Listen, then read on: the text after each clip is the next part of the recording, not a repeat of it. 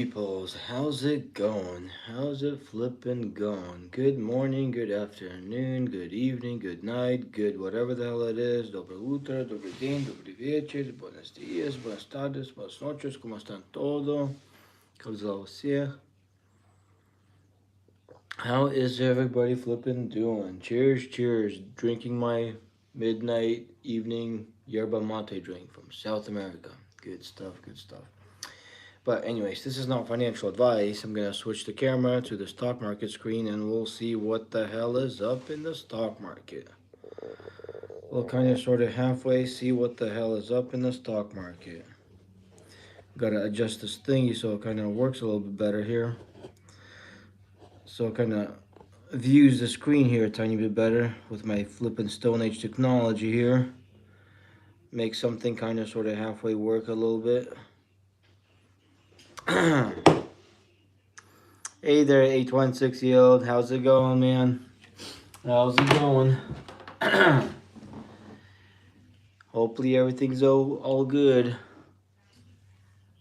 Hey there, SP Yuri. How's it going? Buenas tardes, buenas tardes. ¿Cómo está, SP Yuri? ¿Qué tal? ¿Cómo está, mi amigo? Hey there, 816-year-old. How's it going? Hopefully you made a whole bunch of money today in the market there, 816-year-old. Hopefully you're doing amazingly awesome. My day was pretty good. Did some work, did some business stuff, and then right now trying to do some trading thingies here, see how it goes, you know. How are you all doing? Hopefully you all doing good. Hey there, Sammy Bodku 7799. How's it going there, Sammy? Alrighty, I gotta adjust this thing a little bit better, but yeah. So it's kind of interesting today. I kind of started working on my prop firm account. We'll see how that works, you know. Gotta try to make sure this is a little bit better visible, you know. It's kind of seems kind of off a little bit, but hopefully it works. Hopefully it kind of works, you know. Not bad, hell yeah. I'm glad it's not bad. That's awesome. Doing all right, thank you. Mostly just working. Oh, I see. Yeah, me too. Working seems like work never wants to stop. You know, work seems like it's going on forever. I mean, that's why. That's why if we figure out a way how to make some decent money in the market, we could potentially work a tiny bit less, right? That'll be kind of cool. Actually, I want to cancel this order right here. I tried to get in, it didn't work out, but I was able to take a tiny bit of profit today. Not much. I was able to do a little bit of trades. Let's see. So that opened up some buying power a tiny bit right now. Let's see. Who are you doing prop with? Well, today I just started setting up the, what do you call it? Let's do take profit trader with trade evade. See if I show you right here. I don't want to go to the online thingy because it's gonna show the account information, but it's take profit trader with that's linked with trade evade right here. See, right here, this has the basic chart where I could put in a symbol. I could buy, sell, put amount of contracts I want to buy, sell. If right here I click on orders, you know, that's the orders, $50,000 profit I could change with. Balance right here, see like the 50K, I gotta make sure, you know, I get it above that. So yeah, so I got it started. Right now it's kind of pending the final process of it spending. I got the $50,000 prop from account. For me, like, it was a $170 account. I paid $102 because I used the coupon code or whatnot. We'll see how it works. Right now, like, I could potentially trade, but I might not because right now, because it's still kind of final details of the account is pending. Hey there, Water Buffalo. How's it going, man? How's it going? But yeah, we'll see how it goes. Right now, it's kind of pending, but it's trade take profit trader with trade evade. We'll see how that goes. But I'm kind of waiting for it to be approved. When I go to the web browser, like the final detail, it's waiting for it to be approved. Awesome. I might have to look into that. I have never tried it. Oh, nice, nice.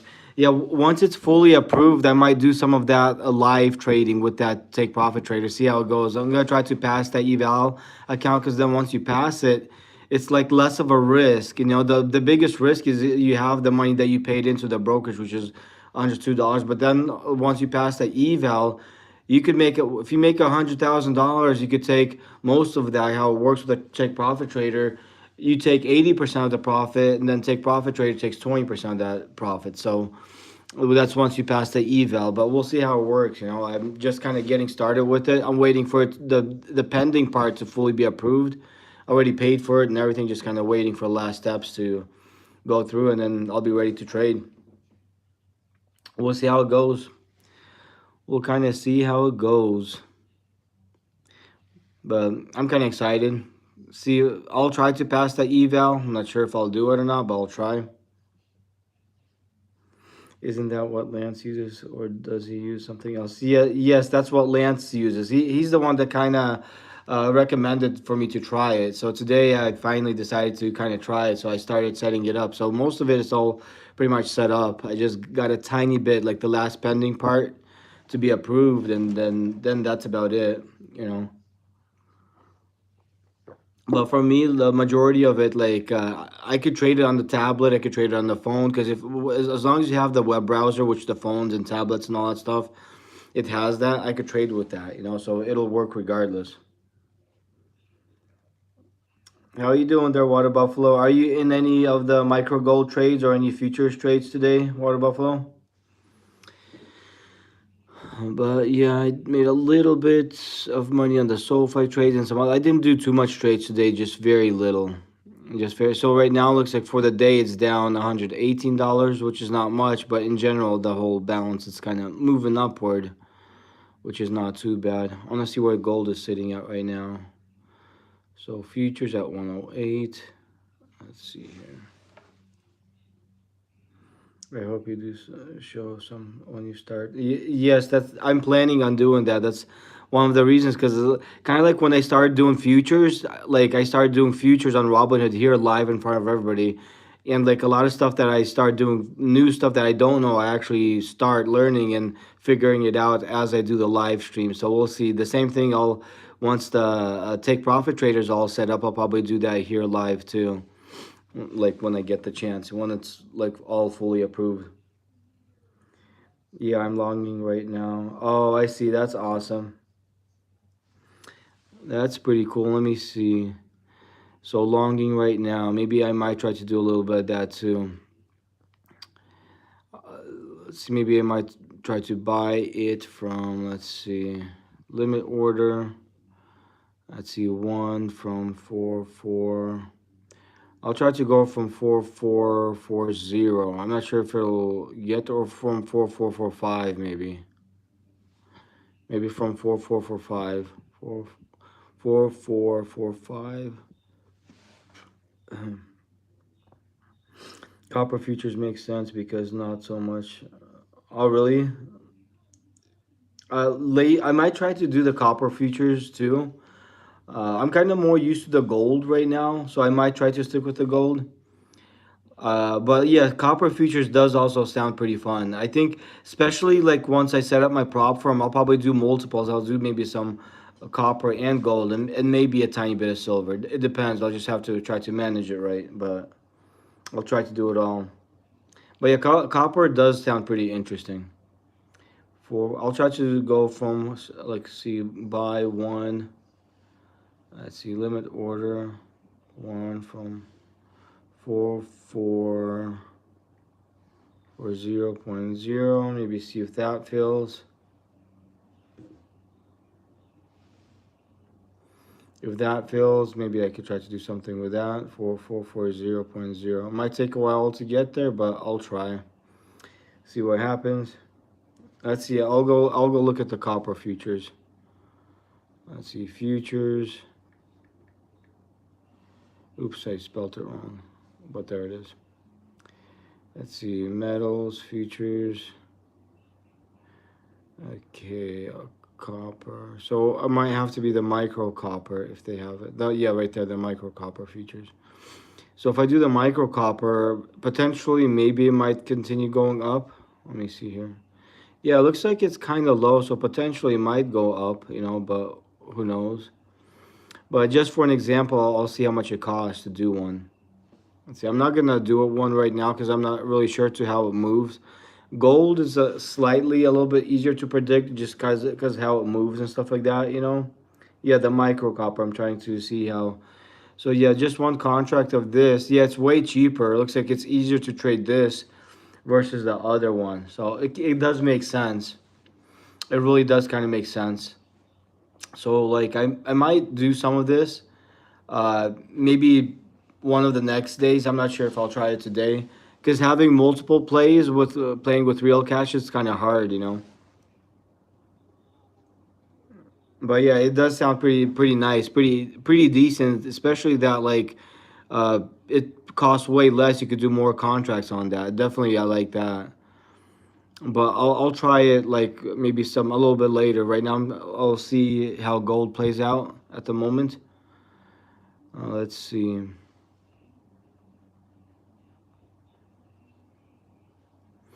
So yeah, we'll see if it gets into the gold play. I'll just leave it be if it dips a little bit to that point, 440. I'm not sure if it will. It might. I'll just leave it be at that. Maybe I might make it a little bit lower, but I'll leave it at that and see what happens. If I have to, I'll adjust it a little bit later just to kind of try to catch it. And we'll see what it does. Kind of sort of see what it does. Ask paper about copper futures. I could ask it. Let's see. Well, I'll ask it, but I'm not gonna actually do it because I don't feel like doing the copper futures right now. I'm gonna check on the portfolio and some of the stuff that I got going at the moment. But let's see, is it worth it to trade the copper futures right now? Let's see what it says.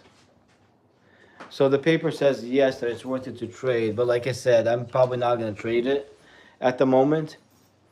But it said yes, that it's okay. Even if I want to, I could, but it kind of is what it is. Kind of, sort of, halfway is what it is.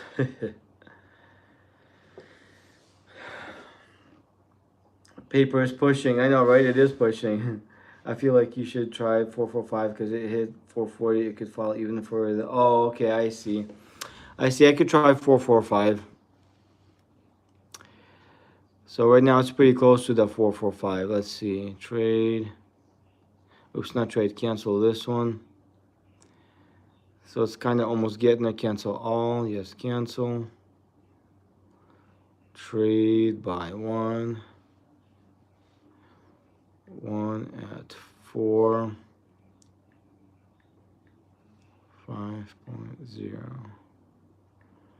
Okay, 445.0. Here we go. Probably once it hits, I want to double check that I'm doing the right thing. Trade by limit 1 at 445.0.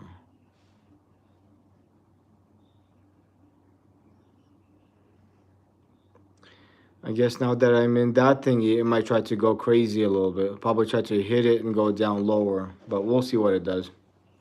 We'll kind of sort of halfway see what it does.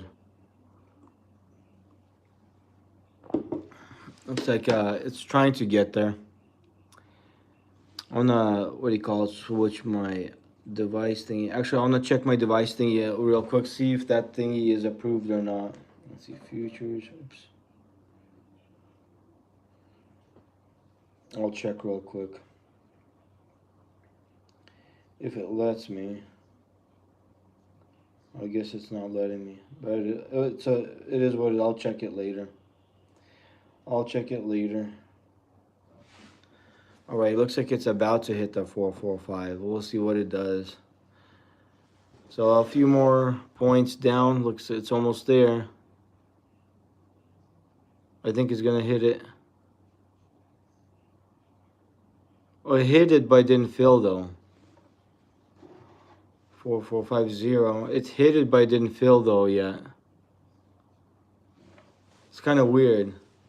It hit the price, but it didn't fill. I think it's gonna fill here in a little bit. Oh, breaking through support. Oh, I see.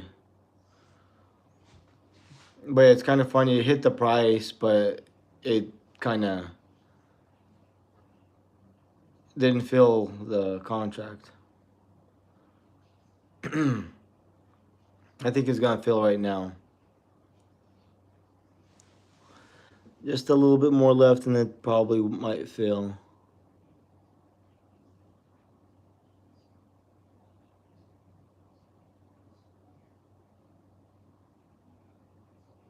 Just a little bit left. Okay, now it's filled. Now it's in there.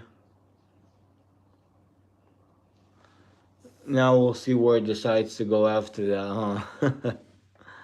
Okay, now that it failed, I could bounce out and do other stuff.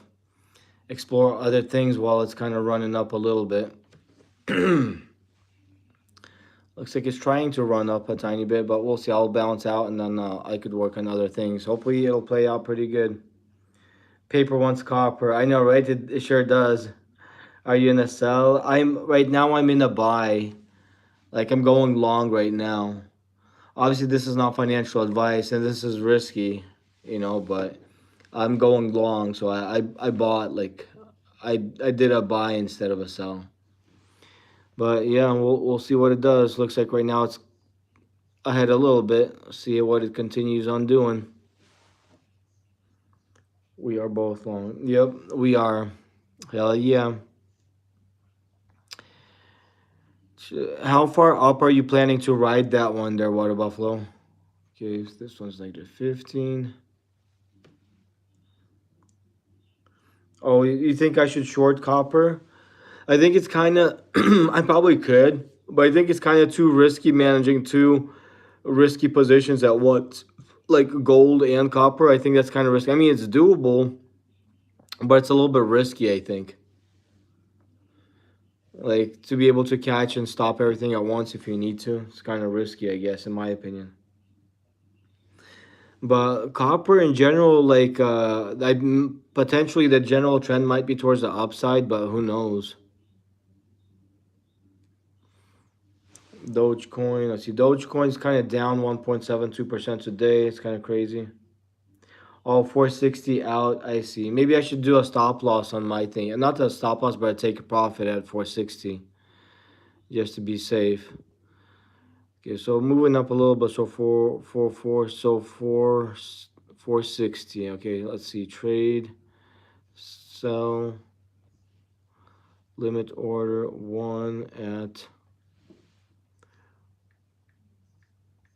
460.0. So over there it should be able to boot me out if it goes that high at a tiny bit of profit. We'll see what it does.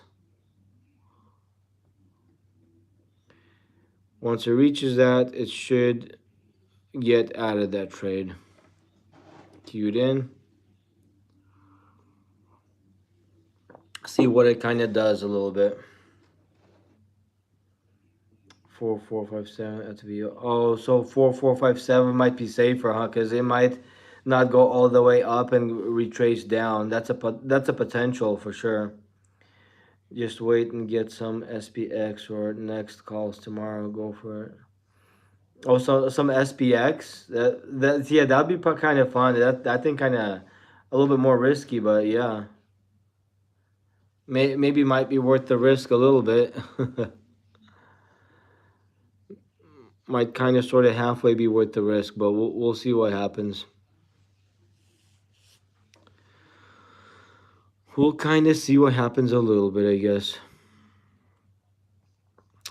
Maybe I should see Bitcoin's dip, and maybe I should add a tiny bit to my Bitcoin. 460 is the retracement. Oh, okay, I see. So probably potentially around that area somewhere it might retrace back. I see. But yeah, Bitcoin's kind of dipping down a little bit more today. It's crazy. It's kind of crazy. Like it could be a good potential to maybe for me to buy some, not financial advice, but I want to see what the paper thinks. See if I should get some. Cheers, cheers. Drinking some of my flipping coffee. But I'm gonna toss the paper and see paper thinks about DCA, dollar cost average, into Bitcoin right now. Let's see. Should I DCA into Bitcoin? Should I dollar cost average into Bitcoin at the moment? So the paper says yes. That means I could definitely add some. Not financial advice, obviously, but for me personally, I could flip and add a tiny bit to it just in case. Just in case, and kind of sort of halfway just for the heck of it, like it might be worth it. Not much, just a little save DCA. $3 won't hurt. And then if it dips more, I could potentially add some more. And then later, once it goes up, I could take profits. But yeah, that one's pretty cool. I got that one. Ethereum, I'll leave you the Cyber Puppy. Maybe I'll check on that one. I usually like to feed that Cyber Puppy, the Shiba Inu Cyber Puppy. Don't got too much of that one, but we'll see. I'll see what the paper thinks. See if I should get some paper likes non-paper assets. I know, right? That's for sure. that's for sure there, 816 yield. But let's see. Sherry flippin' feed the Cyber Puppy Shiba Inu. Let's see what it flippin' says. Oh man, he wants that Cyber Puppy to starve. Damn paper, flippin' paper. I guess you don't care about the Cyber Puppy that much this time. It is what it is. Maybe because I won't feed it, it might bite me and turn me into a weird flippin' Cyber Puppy man. A weird superpower that it's not that cool to have, but it is what it is. It is what it flippin' is. Penguin. Let's see if it wants to feed the flippin' cyber penguins, pudgy cyber penguins, the unfeathered cyber birdies. Let's see what it thinks about that one. Should I feed that one? You trade them in the Q futures? Sometimes depends. Not really. I haven't tried it on Robinhood, but eventually I want to try to trade the MNQ stuff on the different props I'm trying to start right now. I have the same desk. Paper likes Bitcoin over meme doggy. I know, right? It does. That's funny. That's cool. You have the same desk there. Leo Chalk. That's pretty cool. But yeah, paper likes Bitcoin over meme doggy. That's for sure. But let me see. I'll ask the paper. Should I feed the pudgy cyber penguins? Let's see. Should I flip and feed the pudgy cyber penguins? And it flippin' says yes. For some reason, it wants me to feed that one. I guess I gotta kind of sort of halfway try to do that one. Feed the cyber penguin. It didn't want me to feed the cyber puppy, but it wants me to feed the pudgy cyber penguins. It's kind of weird, but regardless, I'll toss a couple of bones to the penguins, the cyber penguins. Hopefully they'll eat like crazy and chill out for a little bit. Like make sure that they're well fed and also fed up like crazy, whichever way works for them. Should I add to the Pepe thingy? Should I or not? Let's see. Let's see what I should do. I'll ask the paper. Should I flip and add to the Pepe position? Let's see what the paper says. And it says yes. For some reason, it says yes. Kind of a little bit weird, but it is what it is. It wants flipping Pepe to be fed. It wants Pepe to be fed up like crazy. So it is what it is. I toss Pepe a couple of bones, make it nibble on it. Make it kind of sort of halfway nibble on it. All in on the frog. Make trading music, check me out. Oh, nice. That's pretty cool there, Crown. That's pretty cool. I'll check it out. Crown check car TV. I'll take a screenshot so I could check out your channel there. Take a screenshot of it. That way I could go and check out your channel and your music. Hell yeah. Them beats are pretty cool. Awesome beats. All in the frog. I wonder if they have the frog here. Let's see. Let's check out the frog. Okay, so they have a little bit of the frog here, right? Whatever that is. Not even sure what that is. Not even sure what that is, the frog thing. Let's see. About JFrog. JFrog Ltd engages in the provision of an end-to-end hybrid universal development operations platform that powers and controls the software supply chain. which enables organizations to continuously and securely deliver software updates across any system. It operates through the following geographical segments: United States, Israel, India, rest of world. Excuse me. Well, the firm is also involved in creating software delivered without friction from developer to device. The company was founded by Friedrich Simon, Sean Ben Hyman, whatever. So that's kind of what it's all about. That one. So today it's up 6.44%. Past week it's up 3. 1 month is down 4. 3 months it's up 27. Year to date it's up 3. 1 year it's up 98. 5 years it's up 0.0 something and down 12 for the max. So that's that thing. I never heard anything about this company before. Analyst ratings in this one: 86% buy, 40% hold, 0% sell. I could ask the paper. I'm not sure how really good that is. I could ask the paper, see what that thingy thinks. Let's see. I'm not sure. Looks like it's kind of a little bit potentially overbought a little bit, but we'll see. We'll see. Let's see. Maybe I'll ask the paper, is it worth it to buy the frog? Let's see what the paper thinks. Is it worth it to buy the flippin' frog? So the paper says no, it don't like the frog. Paper kind of sort of halfway don't like the frog thingy. But I guess we'll see. We'll kind of sort of halfway see.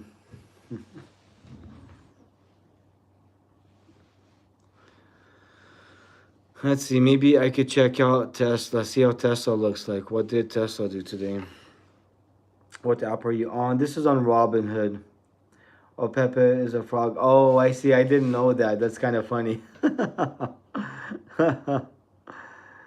Pepe is a frog, bro. Okay, I see. I get it. So I didn't know that Pepe was a frog, but now I know. I guess that's cool. But yeah, I'm trading on Robinhood. What app are you on? It's a Robinhood app. Put $10 on pump fund. Pump fund. That's funny. But yeah, it is what it is. I didn't know flipping Pepe was a frog thingy, Majingy, but I guess that's what it is. Oh wow, it's kind of interesting. Looks like that Tesla did some more dippies. Like it dipped 0.36 today, and then overnight it's up slightly, 0.08% up. It's not too bad, not too bad. Maybe some more like buying opportunities. Let's see if I should dollar cost average some more into it. You know, I'll see. Should I like DCA into Tesla? Let's see what it says. Let's see what it thinks. Should I flip in DCA into Tesla at the moment? Let's see. So it says yes. So that's good. I'll throw a couple of bones at Tesla. You know, hopefully it doesn't damage too much the bones. Hopefully just, gobble it up like crazy. But a couple of bones for Tesla might be kind of good enough. Might kind of sort of halfway be good enough for a little bit. So I might just do that. Toss it a couple of bones. I think you might be a little bit happy with that. So a couple of orders filled. We'll see what it does. So it's not too bad. Alrighty. Maybe I should check out another random one. Let's see, another random one. Which one? Oh, the mule thingy, the Cyber Kitty and the Cyber Puppy World. I guess I could check out that one. I could kind of sort of halfway totally check out that one to see if it wants to be fed or not. Let's see, should I feed the Cyber Kitty in the Cyber Puppy World? Let's see what it says. Ooh. Flew in a weird way, but it landed on no, so I guess I can't feed that one at the moment. Yes, that one is kind of chill as is. It's probably not too hungry. I guess it's kind of sort of halfway not too hungry at the moment. It is what it is. Can't force feed them cyber critters if they don't want to eat. What about Peanut the Cyber Squirrel? Let's check that one out, huh? See, I don't have too much in it, but I could add some if it's hungry enough, I guess. Let's see. Should I flip and feed Peanut the Cyber Scroll? Let's see. Should I feed Peanut the Cyber Scroll? So the paper says yes.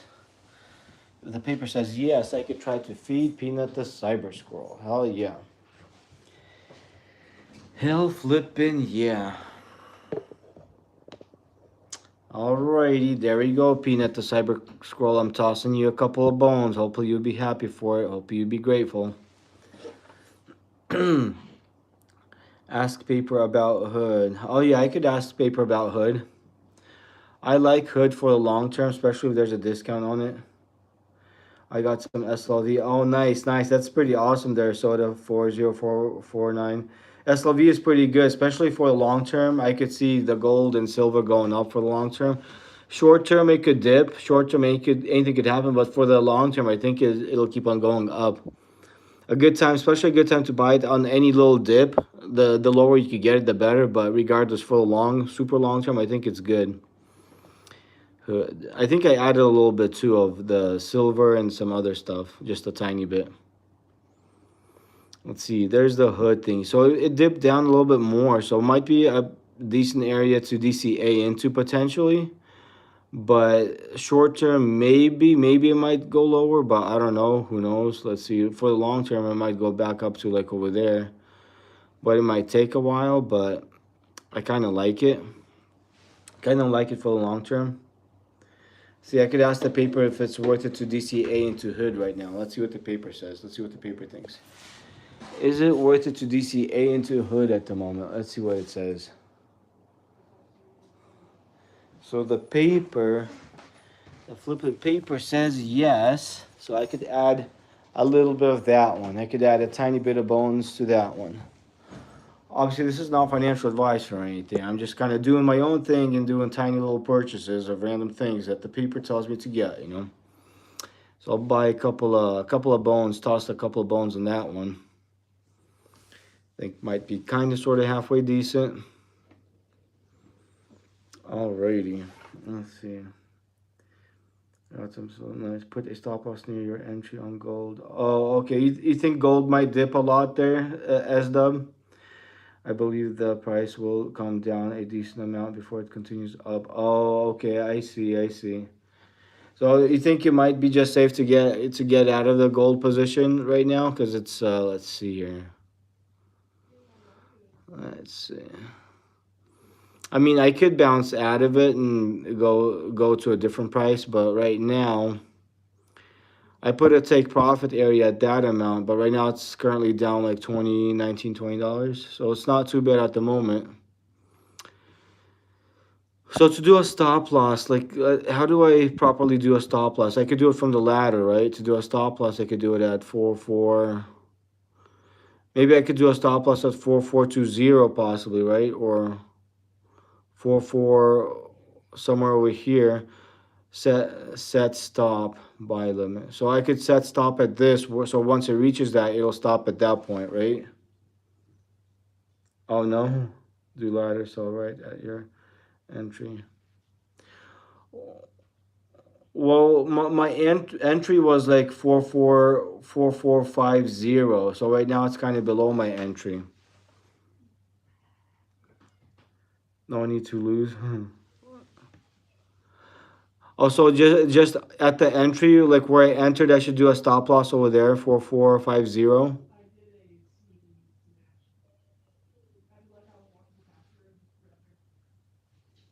Let's see. 44 ladder. Sell them.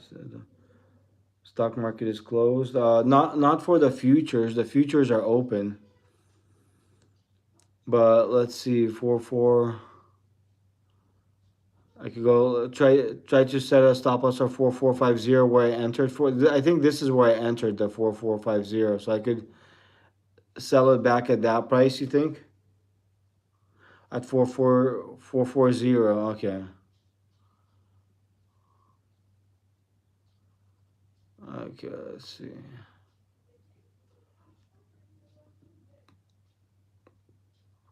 Okay, at 440 right there. So I could click on, I could just do the sell stop, right?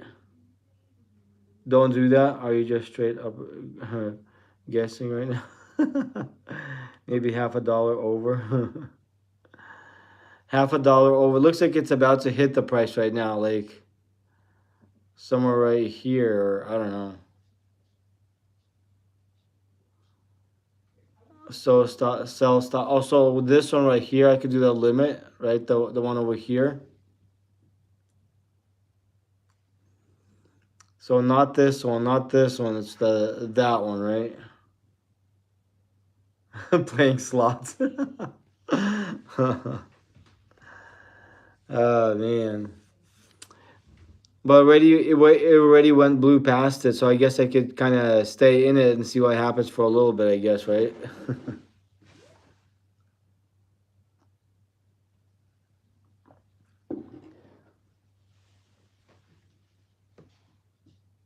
Someone on live trying to tell you how to do everything. You're funny there, Ludicrous Drip. I'm not telling anybody how to do anything. I'm just flipping live trading and having you watch what I'm doing, how I live trade. Help the guy. But it's okay. I mean, even if it dips, it dips. I could always click on the exit and cancel all of it. I could get out at any point, but we'll see what happens. It's not the end of the world, right? it might still go back up a little bit. Bro, this is gambling. You need a chart and set a strategy with indicators. Also need to read the pattern, dude. This is basically what he always does. Basically what he always does. I know, right? We'll see what happens. Let me see if I click on GLD. Click on the GLD here and see what GLD thingy looks like here. See what the chart potentially wants to do. Okay, we'll take a look at this thingy. So over here, it looks like it's kind of on the downtrend. It might potentially continue for a little bit longer, but let's see a shorter time frame. Eventually, it might turn around, but who knows, though? Who knows? Looks like it's kind of on the downtrend at the moment. We'll see if that continues, though. Kind of sure. See if that continues. Don't sell. What's the most you willing to lose? The most I'm willing to lose? I don't know. I'm kind of, I don't know, kind of depends, I guess. Kind of sort of halfway depends. We'll kind of see what happens, right? Kind of sort of halfway, see what happens. Let's see, 1 minute chart. See how the 1 minute looks like here.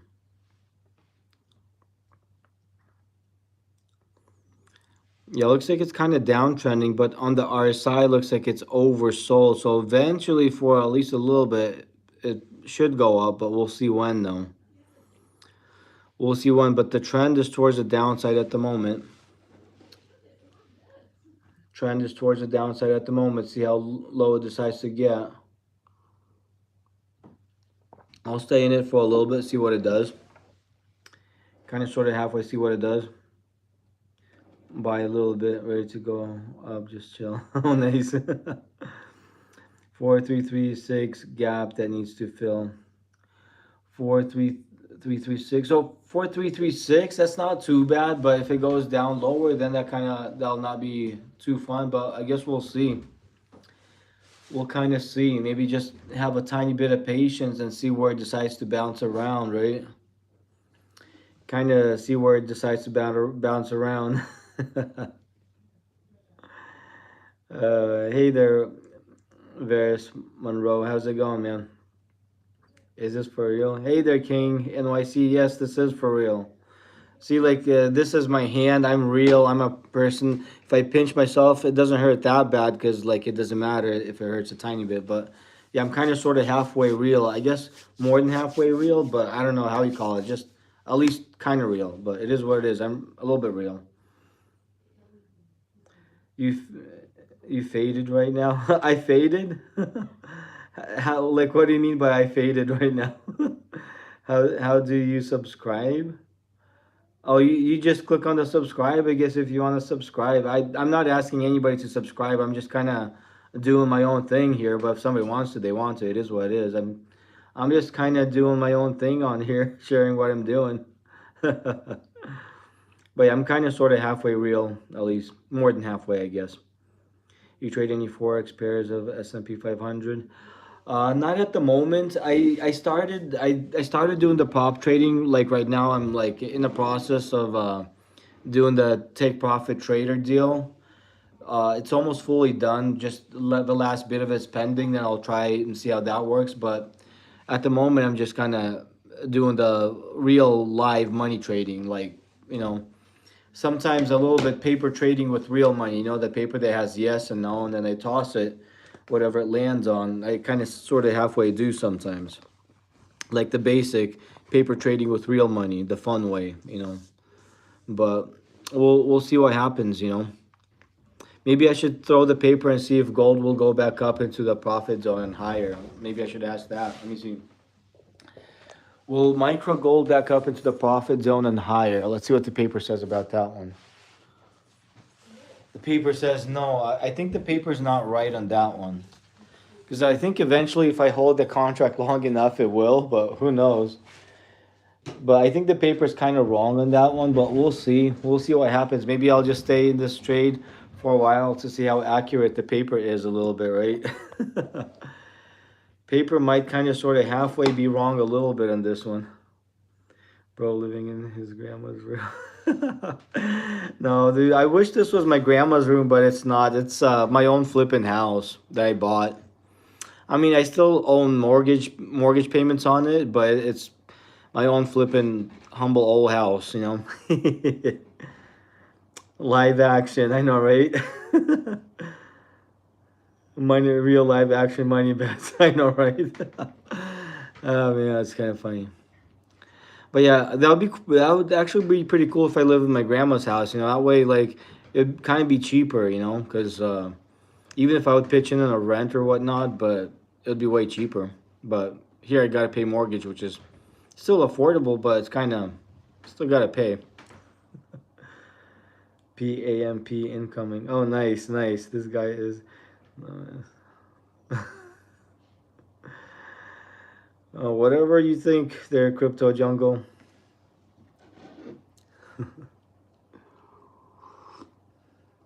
Okay. So right now, while this is kind of doing its own thing, I'll kind of let it be for now. Maybe I'll go to something else and look at some other stuff. Let's see here. So it'll be dipping a tiny bit, not too much, not too bad. We'll see what it keeps on doing. Let's see, maybe I should check out another, what do you call it, crypto or something like that. Is that Thinkorswim? This is on Robinhood. Either King NYC. This is on Robinhood. For example, if I click on one of the cryptos right here, see right here it says Robinhood crypto. So this is Robinhood right here.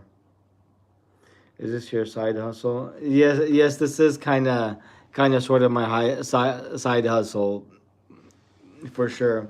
Obviously, I don't like. I am a little bit profitable, but I don't do this for a living. But let's see. Should I buy some chain link stuff? Let's see what it says. Should I flip and buy some chain link stuff? Let's see what the paper says. Let's see what the paper thinks. So the paper says yes. So I guess I could add a little bit to my chain link stuff. I guess it kind of sort of halfway likes it a little bit. So I guess I get to add a little bit of that. Not much. Maybe toss a couple of bones to the chain link. DCA. If it goes up higher, it goes up higher. If it doesn't, it doesn't. It kind of sort of halfway is what it is. So that's filled. That's awesome. Maybe add a tiny bit of cryptos while I'm waiting for the gold to do its own thing here in a little bit. Oh, some flipping cyber syrup. Looks like it's moving up a little bit. It's kind of weird. My position is still kind of down, but like cyber syrup, usually syrup pours down. In this case, syrup's kind of pouring upwards. It's going against the gravity a little bit. It's kind of weird, kind of interesting. Live action side hustle. I know, right? But yeah, I'm gonna throw the paper, see what it thinks about the maple finance, the syrup, the cyber syrup. Let's see. Should I flip and buy some cyber syrup? Let's see what it thinks. Oh, that was almost a no, then it flipped to a yes. That's pretty weird. That's pretty crazy. I guess it likes the cyber syrup. I guess it get to check it out a little bit. Sip some of the cyber syrup. Hell yeah. Hell flippin' yeah. Paper knows what it likes. That's pretty cool. It's not bad. Buying something that's kind of made in Canada, because syrup and maple, it's a lot of it's in Canada. So I'm supporting Canada by buying some cyber syrup. I guess supporting Cyber Canada potentially maybe. The paper, yep, the flipping paper. It kind of sort of halfway knows it sometimes. Okay, that avalanche. Maybe I should buy the cyber avalanche. See what that thinks. Bro is in his mid 40s, only 40K to his name. This is not financial advice. Yeah, exactly. This is not financial advice for sure, for sure. But anyways, let's see. Should I flip and buy the cyber avalanche? Should I flip and buy the cyber avalanche? So it wants me to buy the cyber avalanche. That's cool. I guess I get to buy some cyber avalanche. Alrighty.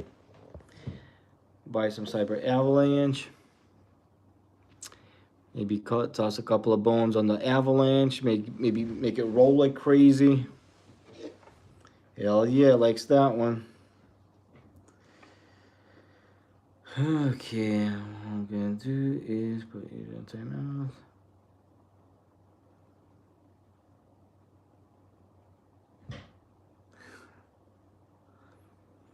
But I timed out the other mean guy that was being just negative for no reason. I just timed him out. Put the guy on timeout for a little bit, you know. Why have some super rude ass mean people for no reason here, right? That's kind of funny. That's kind of flipping funny. But anyways, let me see. Should I flipping DCA into the popcat thingy? Let's see.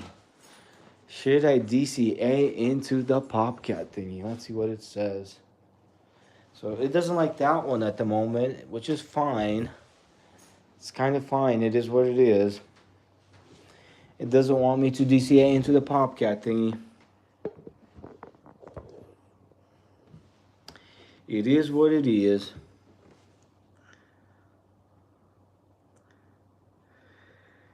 Alrighty.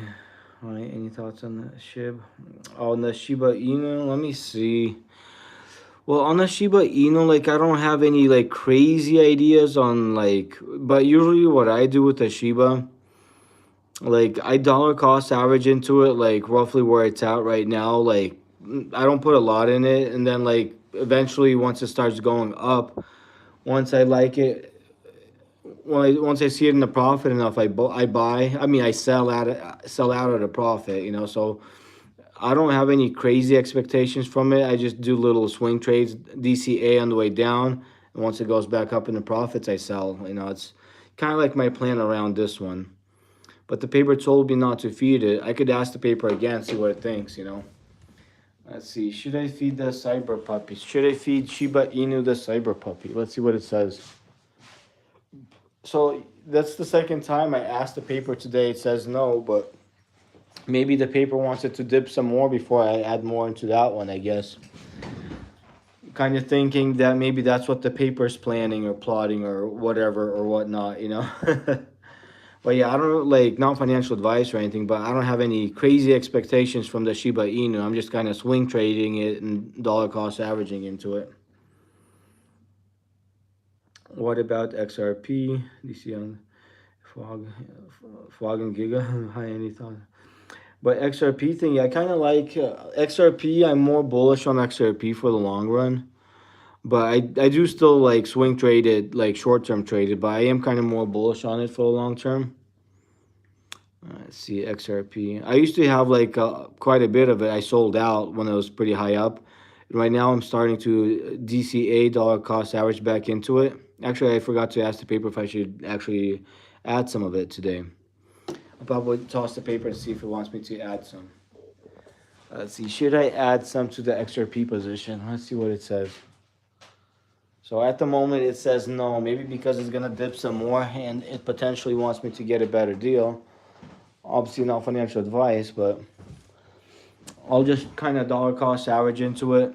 And then eventually, like in my opinion, not financial advice, I think you'll probably go back up to like around these areas where it was, like to the three-ish dollar area. In my opinion, not financial advice, not a guarantee it's gonna happen, but I think it might potentially get to the $3 area. Maybe if I build up somewhere down below here and ride the momentum up and sell close to around that area right there somewhere. But obviously, like I said, it's not financial advice and anything could happen. And it's not a guarantee that it's even going to reach that. But in my opinion, I think it will. Not a guarantee, though. But I kind of like it, though. XRP 25. Anything is possible. Like, in my opinion, I don't know. I don't think it will. But there is a possibility that it might. Nothing's a for sure thing. $25 seems quite a bit high, but anything could happen, though. Yeah, I think XRP is a bit low at the moment. I mean, it could still go lower, but it is in the kind of mid range, I guess, somewhere about there, in my opinion. But yeah, I like it kind of to DCA into it and whatnot type deal. Let's see which other one. Let's see which one should I check. XPL, XRP. I'm not sure if I should add another one or not. Maybe something that dipped one of the most. Maybe the virtual thingy. That thing's down 8.86%.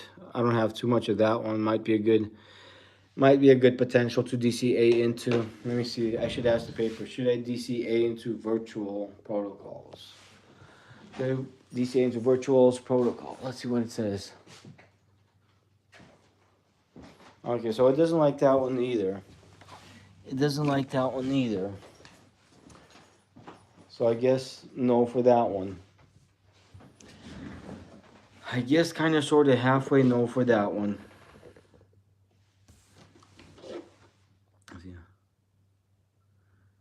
Oh yeah, that's true. That's what a lot of people did say. Similar stuff about Bitcoin. When Bitcoin was super low, most people actually were like, "No, it's not. It's not. We're saying it's not going to do anything." Like, I didn't predict anything because I didn't know much about Bitcoin until it did go pretty high up. But yeah, a lot of people that heard about it didn't think it was going to do anything that great. But then it ended up being pretty great and going up high quite a bit. Kind of crazy. Kind of sort of halfway crazy.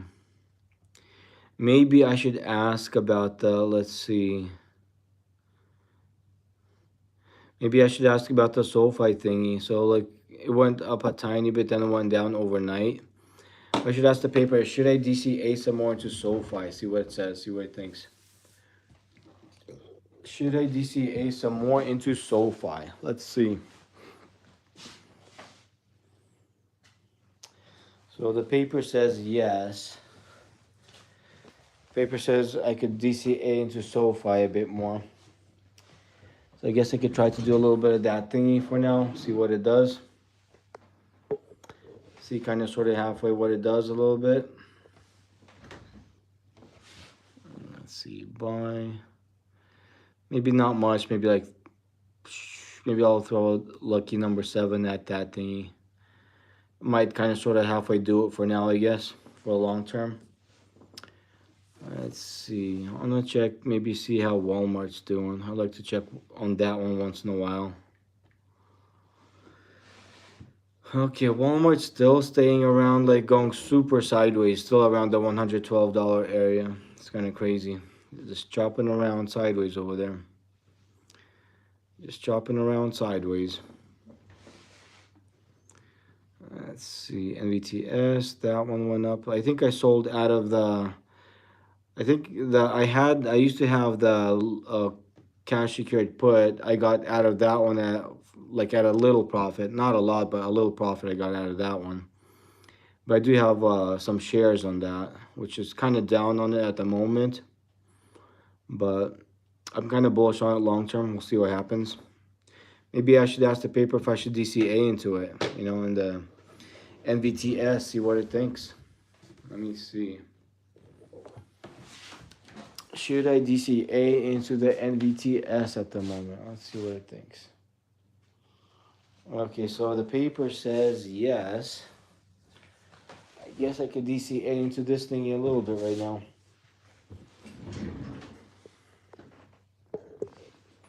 Alrighty. DCA into this thing. Won't add too much, a little bit won't hurt though, I think it might be kind of worth it. Potentially might be kind of sort of halfway worth it. You tweaking, you should buy MU long. MU long, let me see. Micron Technology. Let's see here. So I don't have any of that one at the moment.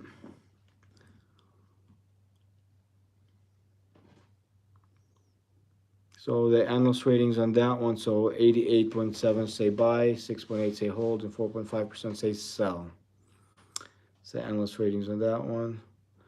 But I'll probably not buy it at the moment because I think I sold out for a reason, because I was getting rid of a whole bunch of my positions, like tax loss harvesting or whatnot. So I might buy into that one later. But for a long run, potentially looks pretty decent though. Hey there, cool baby. I have a pick for you. Oh, really? Flip the paper again. You should buy MU long. Flip the paper for what should I ask the paper? That's funny. Yeah, let's see what Lumen's doing.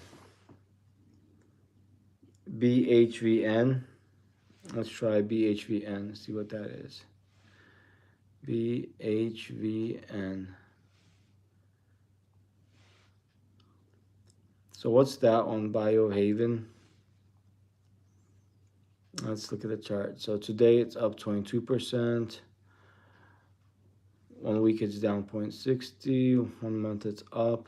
3 months it's down. Year to date it's up a little bit. 1 year it's down 70%. Looks a bit risky, in my opinion. Next week is the huge biotech conference in San Francisco. Oh wow, I see. So you think something good might be out of it? I see. I could add it to one of my first lists, I think. Add it to one of my first lists, and then look at the chart here. I'll drink some tea, a little bit of tea. Anything could happen though, but if I add something, probably won't add a lot. But I could see what the paper thinks though. Alrighty. Looks like it's sort of halfway downtrending at the moment. Not sure how long it's gonna do that, but let's see. Let's flip the paper against that, huh? Gold about to pump. Oh, nice. Oh yeah. Well, I'm still in the gold. Hopefully it does pump. We'll see what happens. Let's see. I'll ask the paper. Is it worth it to DCA into the Biohaven thingy? Let's see what the paper thinks. Let's see what the paper flipping thinks. Is it worth it to DCA to the Biohaven thingy? So the paper says no at the moment for that thingy. But the thing is, there could be some potential. Doesn't mean like the paper's right all the time. Sometimes it's right, sometimes it's wrong. We'll see what happens, right? We'll kind of sort of halfway see what happens.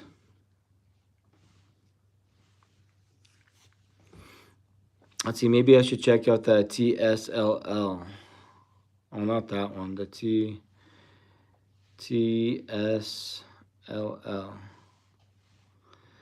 So this one, the Tesla leverage thing. See how that will work out. I don't have much of it, but I'll ask the paper, see if I should DCA into that one. Epilepsy drug.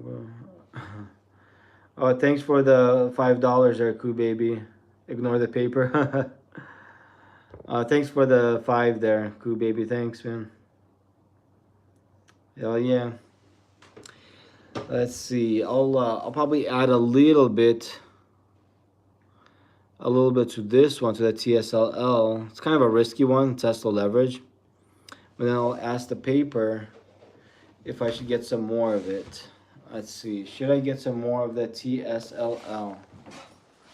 Let's see. Should I get some more of the TSLL? And the paper says yes. And the paper says yes for some reason. For some reason, it likes the risky TSLL Tesla leverage play. It's kind of weird. It's kind of weird, but it is what it is. Yes, I'll add a tiny bit more to this one. I don't know why the paper likes it. I mean, I could see potentially it going up a lot, Tesla, in the long-term future, but short-term, anything could happen. Well, that's weird. I didn't even have it in my trading deals here. And LST, you're welcome. Keep on rocking in the free world. For sure, for sure. Thank you there. Thanks there, Cool Baby. Hell yeah. But let's see here. So I got some of that one. I want to see if Netflix dips some more or not. Let me see Netflix. Maybe. Oh, Netflix, like, it's still like at a good discount, looks like. Still looks like a pretty decent discount. I might be able to add some more into that one. Let's see, how much do I have? I don't have too much in it, but I'll probably add a little bit. Probably add a little bit to it. Let's see, buy $2 worth. And then I'll ask the paper if I should get some more of it. Let's see, should I get some more Netflix? Let's see what the paper says. Should I add some more to the Netflix play? Let's see what the paper decides or thinks. So at the moment it says no, but at least I added a little bit to it. But maybe it might dip and I could get a bit better discount once it dips some more, you know, like anything could happen. Maybe I might potentially get a better deal out of it in the future when it dips some more. We will see. We will kind of see. Let's see. Start looking at uranium, URA. Oh, the metal stuff, I kind of like the metal stuff for the long term for sure. Let's see, URA. Global X Uranium ETF. So I'll add this to the metals. Let's see, mining, metals. Probably add it to the, let's see, top metals to trade, add it to that one. Look at the chart here. So for the 1 day, it's up a little bit. 1 week, it's up 16%. 1 month, it's up 3%. 3 months, it's down 4%. Year to date, it's up 10%. 1 year, it's up 77. 5 years, it's up 215. Maximum, it's down, but it doesn't really mean anything. If it's got the momentum for the upside a little bit, could have some potential. Could kind of sort of halfway have some potential. Let's see. I'll probably add a little bit, just a minimal, and then I could ask the paper if I could add some more to it, you know. Oh, that KNT bot is here. Perfect bull flag. Hell yeah. Hell yeah, hell yeah. Don't say I didn't try to warn you. Why uranium right now? Start looking at uranium. But I want to flip the paper and see what the paper thinks. Should I get some more? Let's see. Should I get some more uranium? Let's see what the paper decides. Obviously not financial advice, but see what the paper decides. So at the moment it says no, but at least I got some. I added to the watch list and I added a tiny bit so to have on my radar, which is not too bad. We'll see what happens. We'll kind of sort of halfway see what happens. Kind of like it for the long term.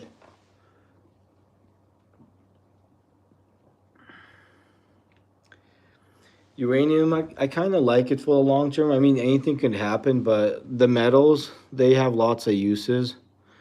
So in my opinion, not financial advice, for the super long term, I think it should be doing okay. Or the SLV thing, yeah, I might be able to add a little bit more to this one. Let's see. So whatever I got in it, it's not much. Probably add $1 to this thingy right now, just a little bit. And then I'll ask the paper, see if I should get some more of it, you know. Oh, you asked what else should I invest in right now? I'm not really sure. I'm just kind of doing whatever I think is kind of sort of halfway worth it at the moment. But I want to ask the paper about that SLV, see if I should get some. Let's see, should I get some SLV at the moment? Let's see what it thinks. Let's see what it says. So the paper says yes, that I could get some SLV.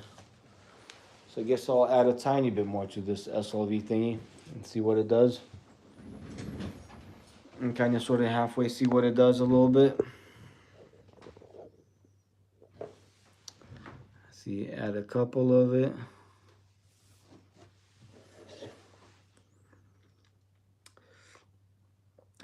Think about it. You can't always have wind energy, not always windy, solar, not always sunny, and oil, even though I like costs a lot of money to refine and mine. Nuclear plants can run 24/7. Yeah, that's the thing. The nuclear plants, they could run 24/7. That's for sure.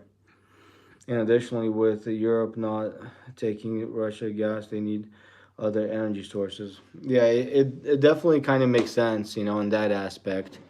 You know, totally makes sense. So it's kind of cool.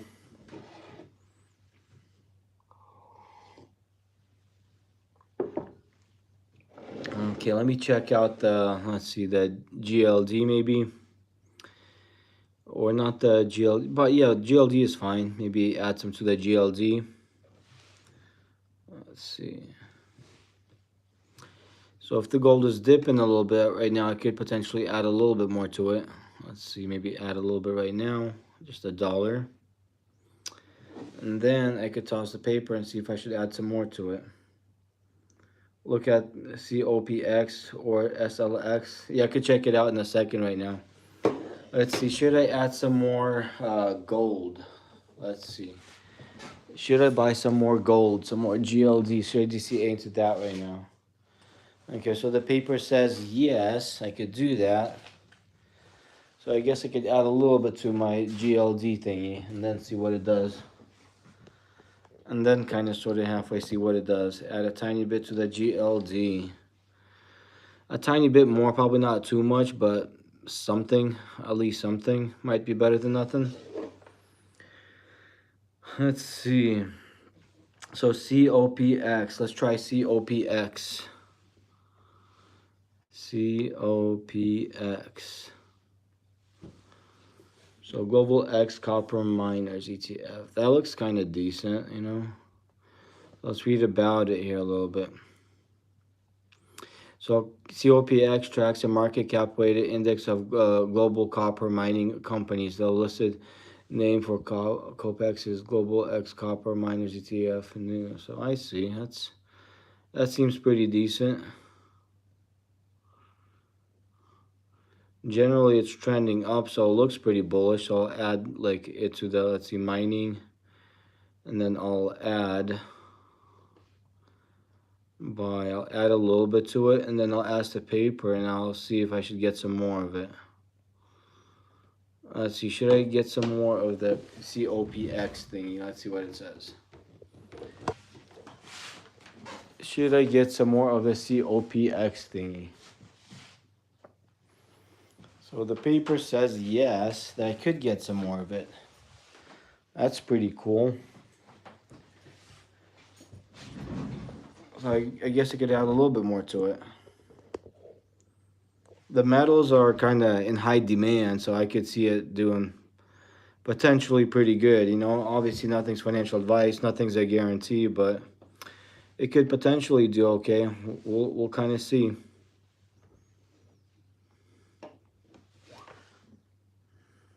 So the XPL thing. Okay, I'll check out XPL. XPL. So XPL Plasma looks like I got that on the watch list. Actually, it looks like I got a little bit of that one. So I could add a little bit of this here. Buy. Let's see. I could buy $1 worth of this thingy right now. And then, oh, that's the Robinhood Crypto, the XPL, right?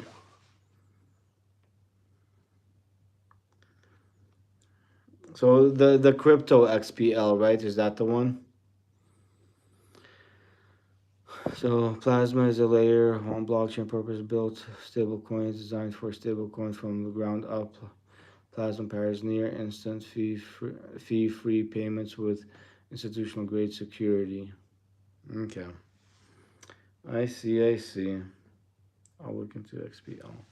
So I got a little bit. Maybe I should throw the paper, see if I should add some more to the XPL thingy. Let's see, should I add some more to the XPL thingy? Let's see what it says. Well, I guess it kind of likes the XPL thingy. I guess it kind of likes it.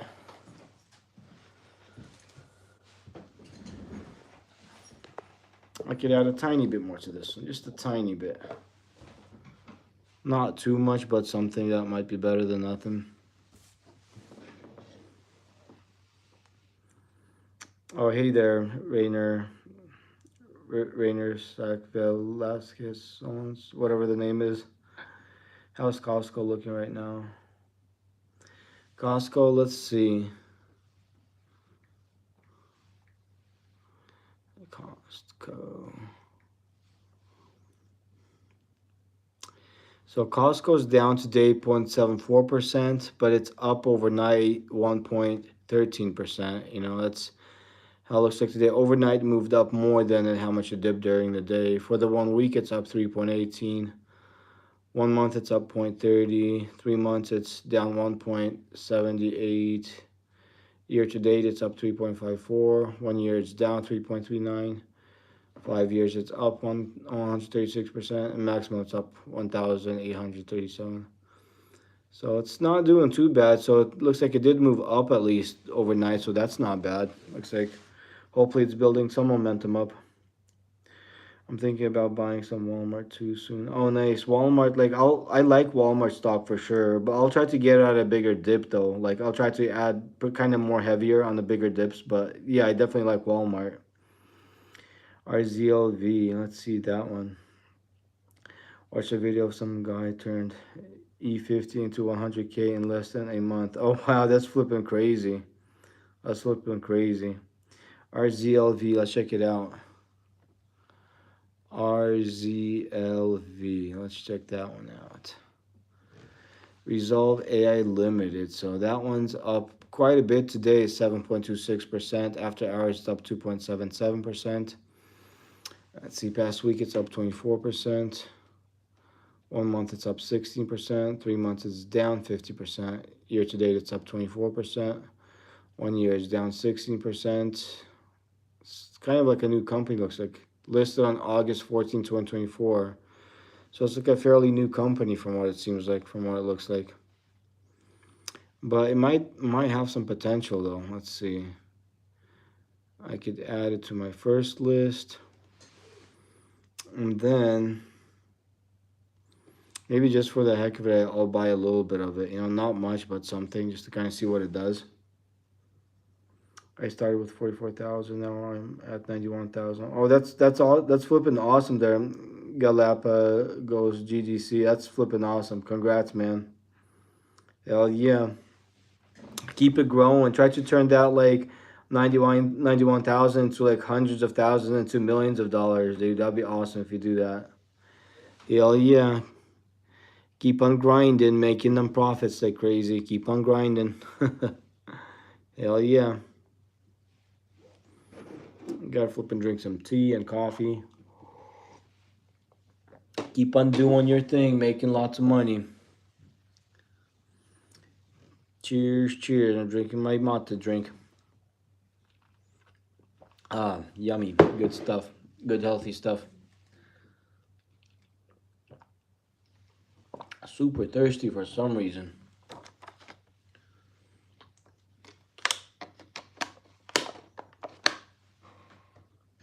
Uh, yes. Costco better though. Walmart is like Costco, but if you look at Walmart, Walmart's kind of growing faster than Costco. Like I think they're just a little bit more profitable. If you look at the 1 year Walmart, so 1 year Walmart made 22.90%. It made more than SPY, made more than QQQ, made more than like these big ETFs and stuff like that. Then when you compare this to Costco, let's see, the 1 year, and Costco is down 3.42%. So look at Walmart being up 22 plus percent, Costco being down for the year 3.42%. So, like in my opinion, I think Costco is a better kind of a growth stock. It kind of grows faster and it has a pretty decent dividend. Nothing too crazy, but it does have a dividend. I mean, they both do, but I kind of like to trade like Walmart a little bit more. But they're both pretty good, you know. If you know what you're doing with both of them, you could potentially do good with both of them. Oh, the 5 years probably be a big difference, huh? Let's see. Costco. Yeah, 5 years. This is 1,837. Let's see Walmart.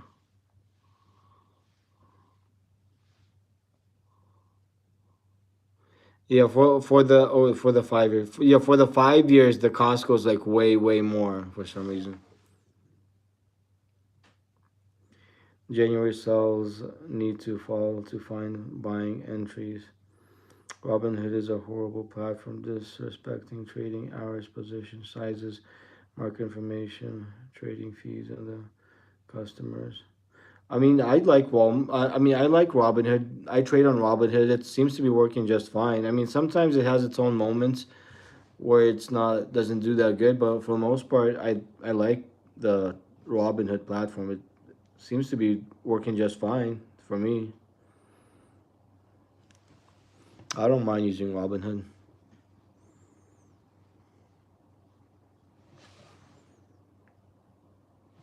Yeah, it works as long as you could execute the trades, do what you gotta do. It's better than nothing, you know. Well, let's see. Maybe I should add some Amazon a little bit. So I sold a little bit recently. Maybe I should add a little bit. And maybe I could try to DCA some more into it. Let's see. I'll ask the paper. Should I DCA into Walmart? I mean, should I DCA into Amazon some more? Let's see what the paper says. Should I DCA into Amazon some more? Let's see what the paper thinks. And the paper says yes. So I guess I could add a little bit to the Walmart thingy. Just a little bit to the Walmart thingy. Let's see. Trade, buy, maybe add a couple dollars more to it. Like I'm bullish for the Amazon for a long term. Short term, anything could happen, but for a long term, I kind of like it. We'll see what it does though. Oh yeah, let's see. Meta, I got some Meta. That one's kind of dipping short term. I might be able to add some to it. I think you are on the wrong stream, blazing. Everything is about to tank hard this week, and next week people are going to be caught off guard. I could kind of see that happening. I could see something short term kind of dipping a lot like crazy. That's why like I'm literally not going too crazy with the buys that I'm doing. Like obviously I have quite a bit of meta, but still that's not too much. But in general, like I'm kind of sold out of a lot of the stuff that I got, and the DCA's that I'm doing is kind of light, and the harder, the farther everything crashes and dips, that's when I'll probably load up a little bit more in those things. But we'll kind of see what happens. I'll throw the paper and see if I should add some more to the meta platforms. Let's see, should I DCA into the meta platforms? Let's see what it says. So the paper says yes, that I could DCA into it a little bit. But I won't add a lot to it. I'll probably add like maybe a little bit to that one. Let's see. Maybe add a couple bucks to this. Might be kind of sort of halfway better than nothing. Can you please do SMX and VRT? I could look at those, but let's see. Is your name Warren Buffett? Genius strategy. Oh, Warren Buffett. That's funny. SMX. Let's see what SMX looks like.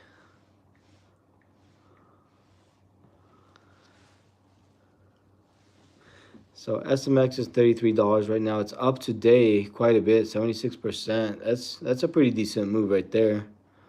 1 week it's up 51 something. 1 month it's down 81. 3 months is down quite a bit. Year to date it's up 50. 1 year it's down. 5 years it's up 33%. Maximum it's up. So yeah, I don't know much about this SMX Security Matters. I'll read about it. SMX Security Matters PLC is a holding company which engages in the provision of authentication solutions and offers brand prediction, authentication, and track and trace technology. The company was founded by Hagai July 2022 and is headquartered in Dublin, Ireland.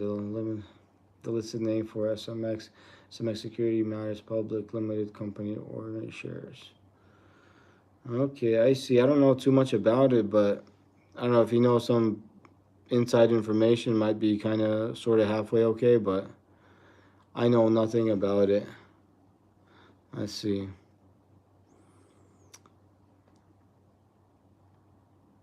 Yeah, I don't know too much about it. I could look at this chart, look what it's about to do, but it's just recently had a big pop, so who knows.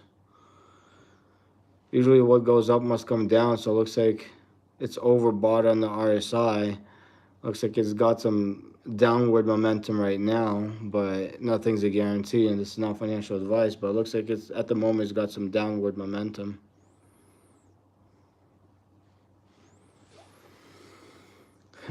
Look at gold. Let's see. GLD. This gold thing. Look, it's kind of dipping. We'll see how far it dips, right? Like I got a couple of cute orders. I mean, I could like, you mean like at the gold at the,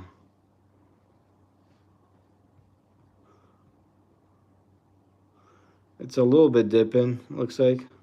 Let's see here. Yeah, it's still dipping. I'm down like 140 on it right now. But I'll probably wait and see what happens. Probably wait a little bit and see what it does. See if it keeps on dipping or not. Maybe have a little bit of patience. See what happens. Bro, it's going to come down. I try to tell you to sell earlier. No micro futures. Okay, I guess I could sell out, but like, how far do you think it's gonna dip? Like sometimes when it dips back and then recovers, but I could sell out at a. It is dipping pretty fast.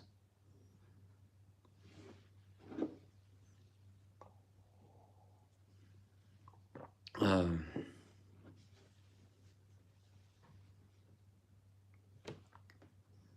no micro futures, but it's going to come down. Again, your opinion doesn't matter, and no one is going to change platform because you don't like the one they use. That's not smart. You use logic.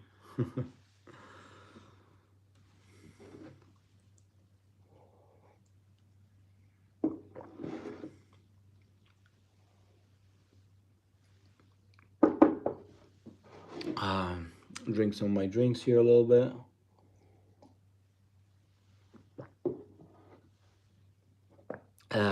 Out of my flippin' tea drink.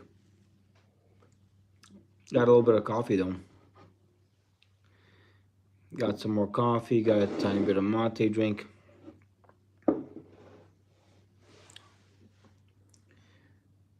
Nice, bro. Can you check VRT? It's supposed to be added to S&P 500. Oh, okay. The VRT thingy. Yeah, I could check it out.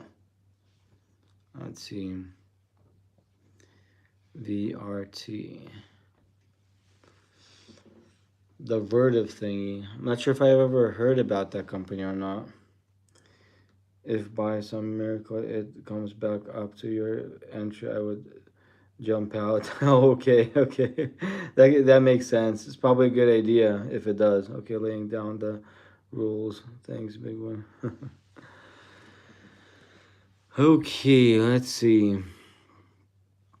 So today this thing is down 1.97. Overnight is down 0.87. Past week it's up 3.78. 1 month it's down. 3 months it's up 3%. Year to date it's down 2%.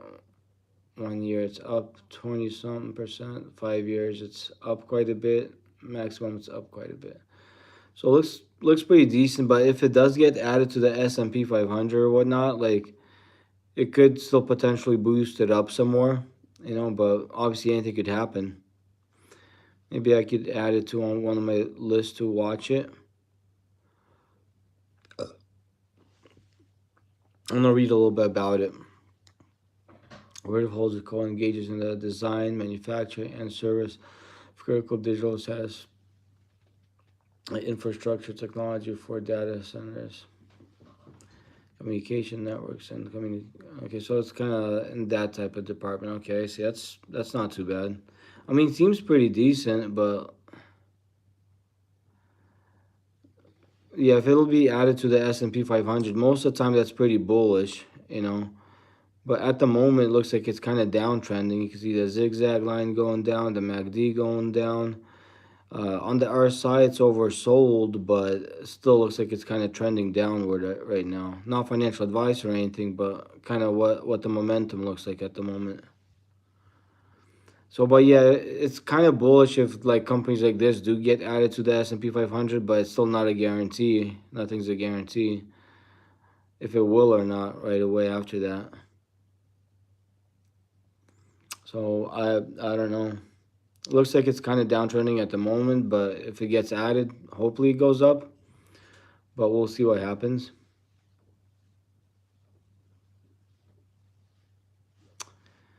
Let's see, which other one do I want to check here?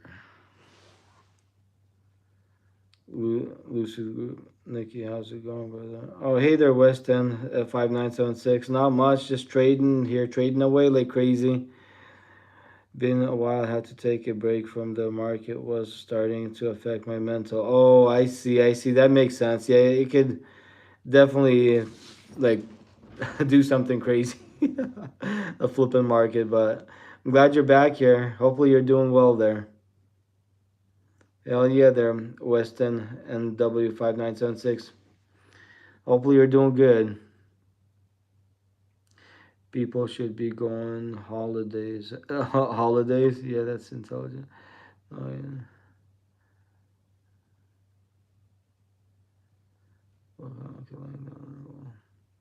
Melly stock. I could check it out. Let's see. MELI. Let's see. So Mercado Libre. Okay. Let's see what that looks like. Mercado Libre. So that's the super like pricey one. I think that's a kind of decent one. See, I added to one of my first lists. So today it's down 1.14. Overnight it's down 0.18. Past week it's up 7. 1 month it's up 2%. 3 months it's down 1%. Year to date it's up 7%. 1 year it's up 23%. 5 years up 27%. Maximum it's up 9,709. So generally it kind of looks like it's moving up, trending up. Short term it could do anything though. Short term it could kind of do anything.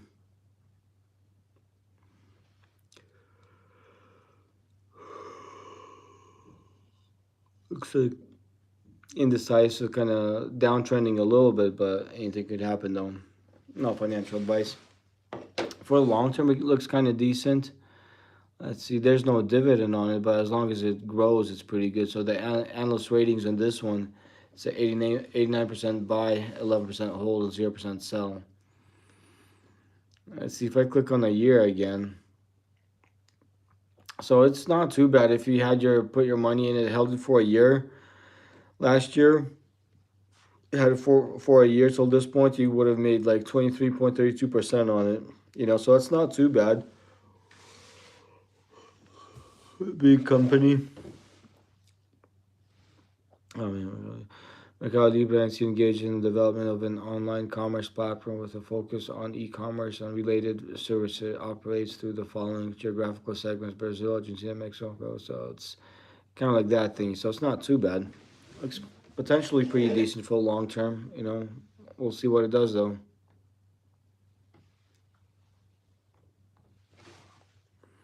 Nicky, can you ask Paper if blazing drone service should be muted?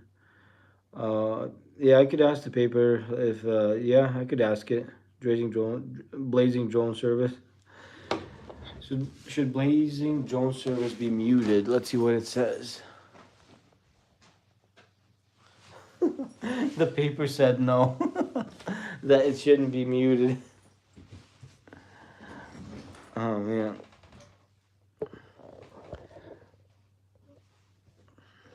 Let's see here.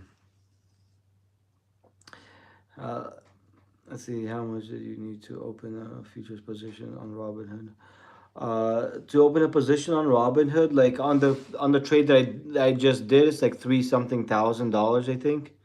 Okay, paper is always right. I know, right? Wait, let's see. What are you? Well, let's see. What are your quick thoughts on crypto, if you have any?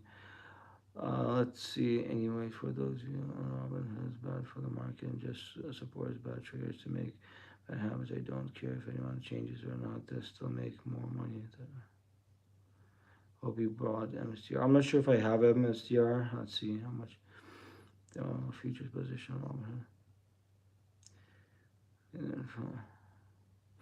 But yeah, like the futures position on Robinhood, like I think to do one trade on that one, for the because different positions on Robinhood they cost different amounts of money. So for example, if I would go long again, I'll just do an example. So right now the margin requirement to do a futures gold position it's says $3,169. So that's like the margin requirement for that. So I guess if you have enough money to do a trade, you could trade the futures. It just depends. Different like futures contracts cost different amounts of money, But it still always kind of depends though too. Kind of depends.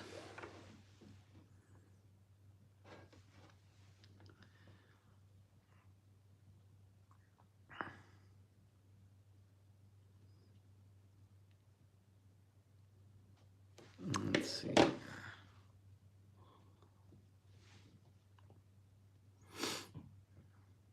Oh, like somebody was asking what I think about crypto. Well, I do have like this is the crypto that I have. I have a big list of it, but I don't have too much in crypto. Like I am kind of bullish, like especially on the big ones like the Bitcoin, the XRP, the Ethereum, some of the other ones like Shiba Inu, a little bit Doge, but like I don't have too much of it. Like I think like the big ones for the long term it'll go up, but in general like everything all that I have in crypto is like 420 some dollars. So that's not much that I have in it. So like I am kind of bullish on it, and I kind of day trade or swing trade whatever I find like doable. But generally I am bullish for it for the long term, especially like Bitcoin. I could see it going up a lot in the future. Short term, it could dip, it could do whatever, but for the long term future, I'm bullish on Bitcoin. Just my thoughts, my opinion, not financial advice though. What's the best app to do trades? I don't know which one is the best app to do trades. The app that I'm using right now, that's Robinhood, but to say which one's the best, I don't know. Like it kind of depends. Hmm.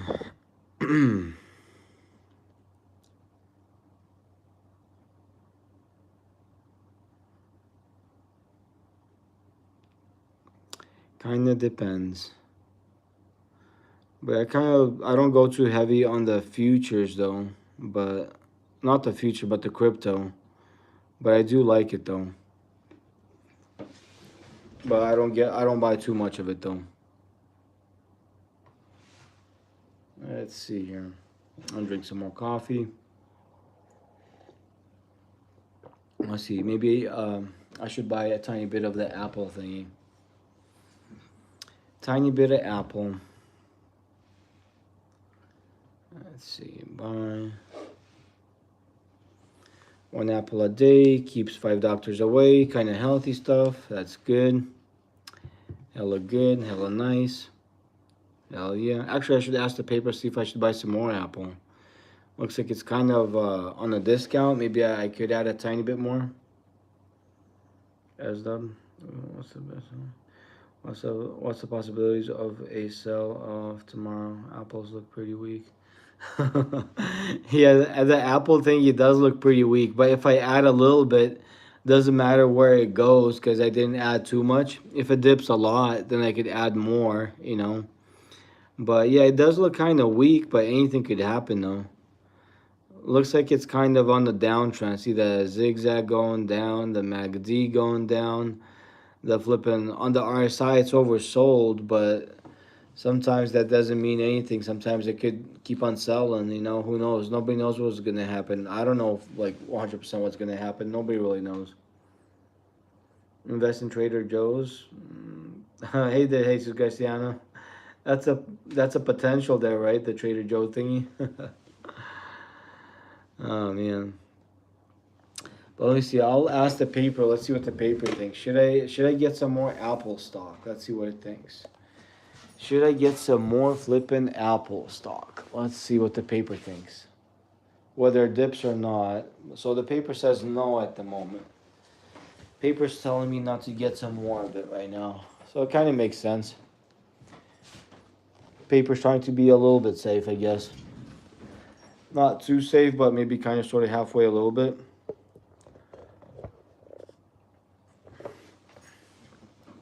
Just a tiny bit.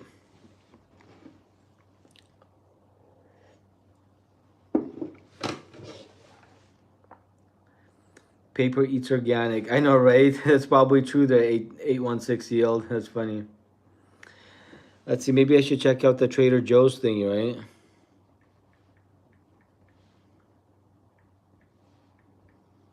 It probably doesn't have it. Trader Joe's.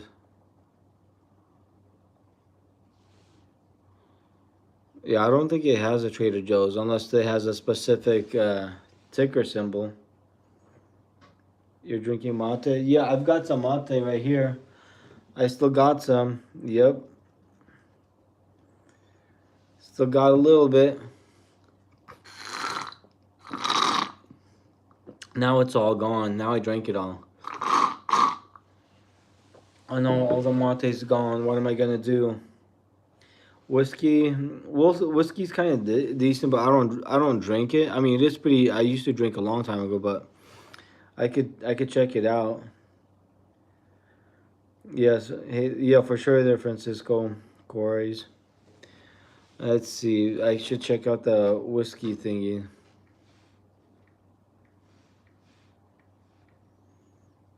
Looks like it doesn't have anything for that one.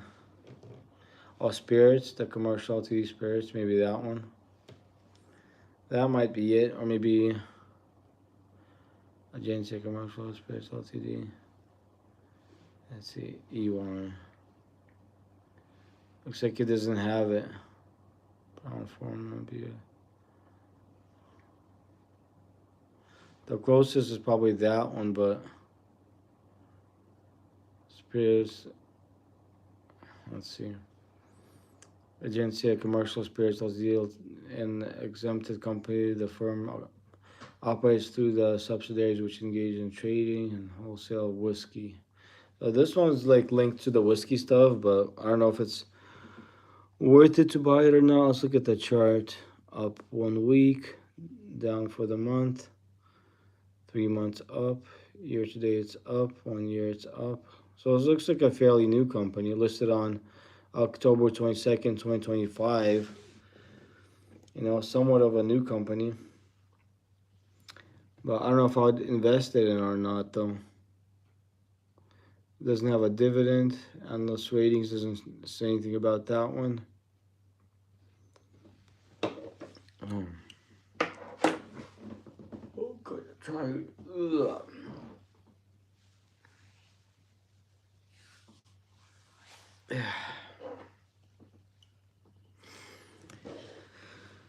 Okay, so I'll probably, I mean, that could potentially do good, but I don't know if I would invest in that though.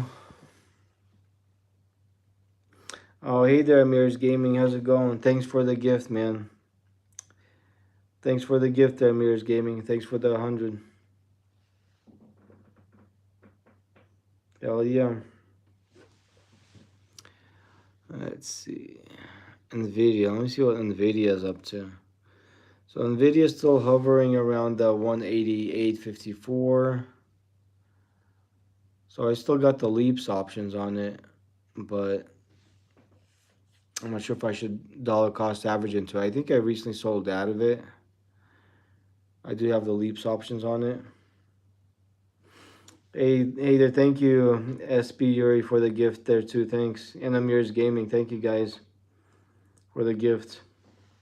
Hell yeah. Thank you everybody for the gift. Oh yeah, I should ask the, what do you call it, the paper if I should DCA into the NVIDIA thingy. Let's see, should I DCA into the NVIDIA thingy? Let's see, is it worth it or not at the moment? So at the moment it says no. Maybe it might dip here short term. I'm kind of guessing it might dip here shortly. Not a guarantee though, but for some reason paper is telling me not to DCA into it at the moment. Can you show how options work? How long have you been using Robinhood plus the gold membership? Robinhood, I've been using it for a long time, at least like 2.5, 3 years at least. I've been using it. Not sure exactly how long, but there's a lot you could do on Robinhood. Like right now, like I've got options trades. I got options. Like it's kind of to explain everything in a second. It kind of takes a while to properly explain everything. So options contracts, those are contracts that you buy and you could control 100 shares for a fraction of the price of 100 shares. But then those options, if you buy them, they expire, and they could expire worthless if it doesn't go your direction, you know. But if you're on the other side selling the like calls or puts, in that case, you have better odds. But if you're not doing the right thing with those, you could still end up in the loss, you know. So it all kind of depends. So that's like a super fast, a short explanation I could explain about options. And then how Robinhood works in general, it's pretty easy. There's crypto, there's companies, there's stocks, there's a whole bunch of stuff. Like for example, like you could go if you download the Robinhood brokerage, you could go in any stock, any company, and you could just buy a company with shares of a company. Like this stuff, you could add it. Like oh, this one I didn't even have it on my watch list. But you could like if you like a company, you could add it to the top stocks to trade, or you could make your own watch list, and then like you could buy whatever. Like right now, like one market's closed, you couldn't really buy stocks or companies, but you could queue in orders where you could try to buy it. For example, try put in an order to buy a couple of dollars worth of SoFi stock, and this is gonna be queued into when the market opens is gonna buy the stock for me, you know. So it's pretty basic, pretty simple for the most part. You could dollar cost average in the companies that you like. Like for the most part, it's pretty simple, pretty easy to use. Could kind of get a hang of it once you download it and like mess around with it for a little bit. You could figure it out. You know, there's videos and stuff like that that actually show how to use these, you know, brokerages and stuff like that. Maybe I'll add a little bit. Maybe I'll ask the paper if I should add a little bit to this one. Let's see. Should I add to the hims and hers right now? Let's see what it says. Should I add to the hims and hers at the moment? So it says yes, that I could add to it. So I guess I could add a little bit to that one. I guess I could add a little bit. Let's see. Buy. Not much, but a dollar probably won't hurt for now. Hell yeah. Let's see here.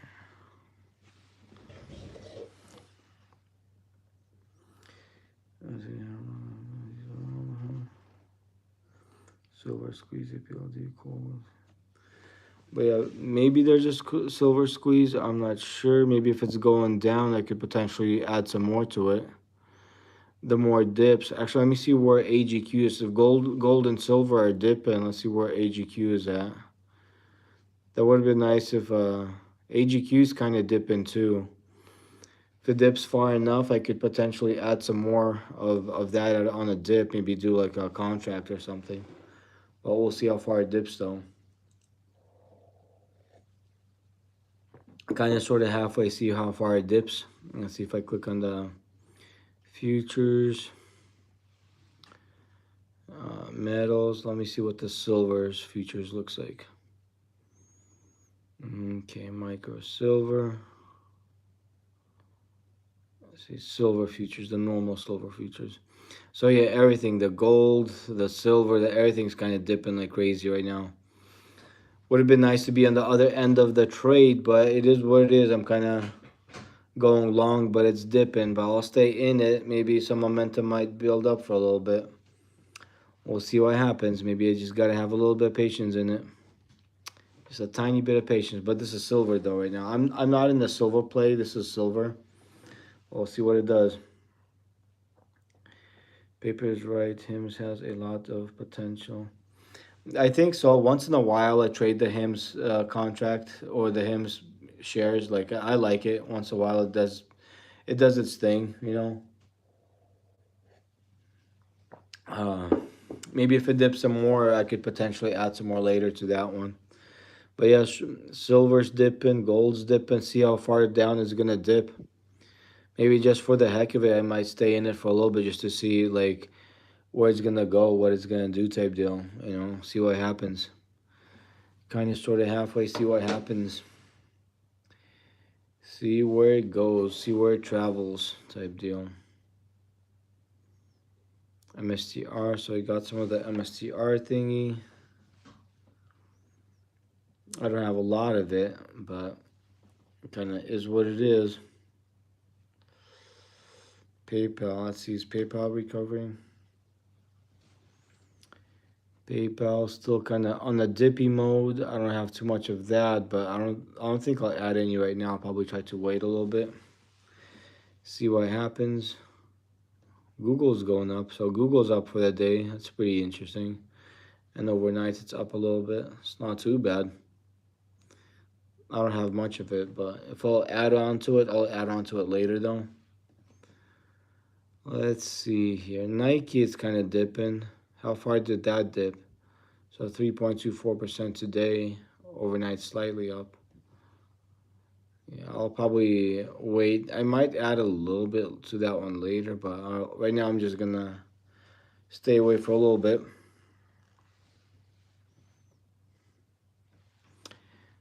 Maybe I should add to my metals. Let's see if I go to the metals list here. Top metals to trade. Add a little bit more to this one.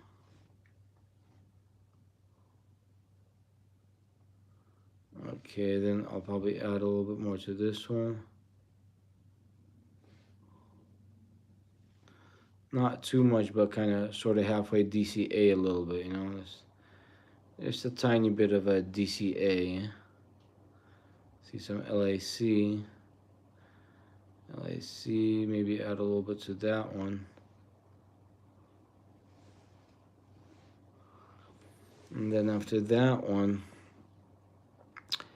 SGML, so Sigma Lithium. So about Sigma Lithium Corp engages in the producing of a lithium property. It focuses on project minus. Okay, so it's that. Let's see how much do I have in that one. Not much, 297. So I'll probably add a little bit more, maybe a couple of dollars at this one, just in case, just for the heck of it, a little bit. Let's see, UGL. Pro Shares Ultra Gold Fund. This one's pretty decent. Looks like gold's dipping and that one's dipping, so I could add some more to that one. What is your reason for the one DCA? Why not 3 or 10? Well, it depends. I'm doing small amounts on something that I think might go down some more. Some things that I think worth more, I put more onto. Kind of depends. A little bit of DCA, not to throw a whole bunch of chunks in at once, you know. But just ones and twos, sometimes bigger amounts on something that's worth it. I was trying to DCA add a little bit to like almost all the metals that I got, you know. This one's up 4.17%. That's kind of weird. Kind of weird. So like on something that's kind of up, I could add to it, but definitely a little bit. Definitely a little bit for now. Okay.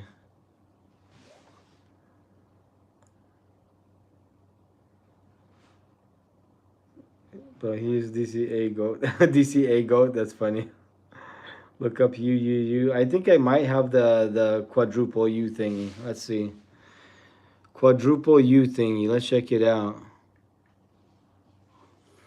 Energy fuels. Let's see. So I got $1 worth of that one. It did go up.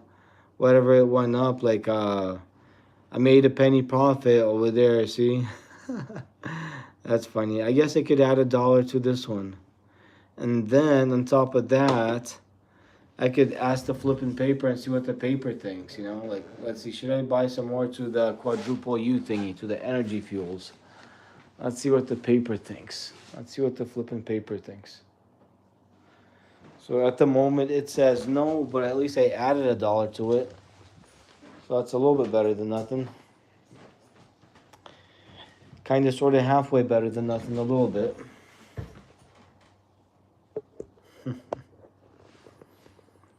Just a tiny bit better than nothing. All uranium suck, I see. But anyways, the iPad thingy, the battery's getting kind of low, so I've got to plug it in at least. Kind of sort of halfway plug it in at least here, so that it doesn't flip and fully die on me while I'm live streaming. And I think eventually I got to plug in the phone that I'm actually live streaming on, so that thingy doesn't die. So that thingy doesn't die like crazy. Come on. Okay, so that's plugged in. Flipping Stone Age ghetto technology of live streaming. Sitting on, supported on a stapler. Staple gun or stapler.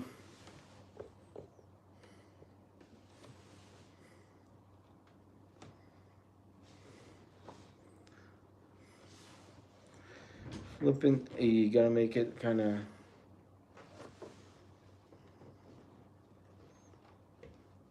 Not that easy to properly adjust this thing, but it is what it is. As long as it's kind of visible, I think it works.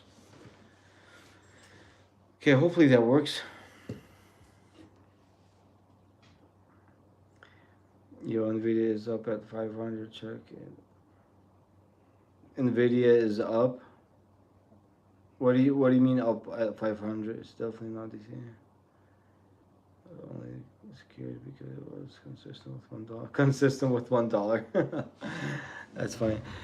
DCA means dollar cost averaging. But let's see. You're saying something about Nvidia.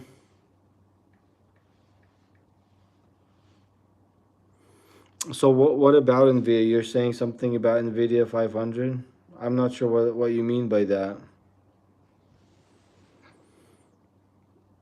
Like I've got the Nvidia Leaps call, contract, but I don't know what you mean by what you're saying.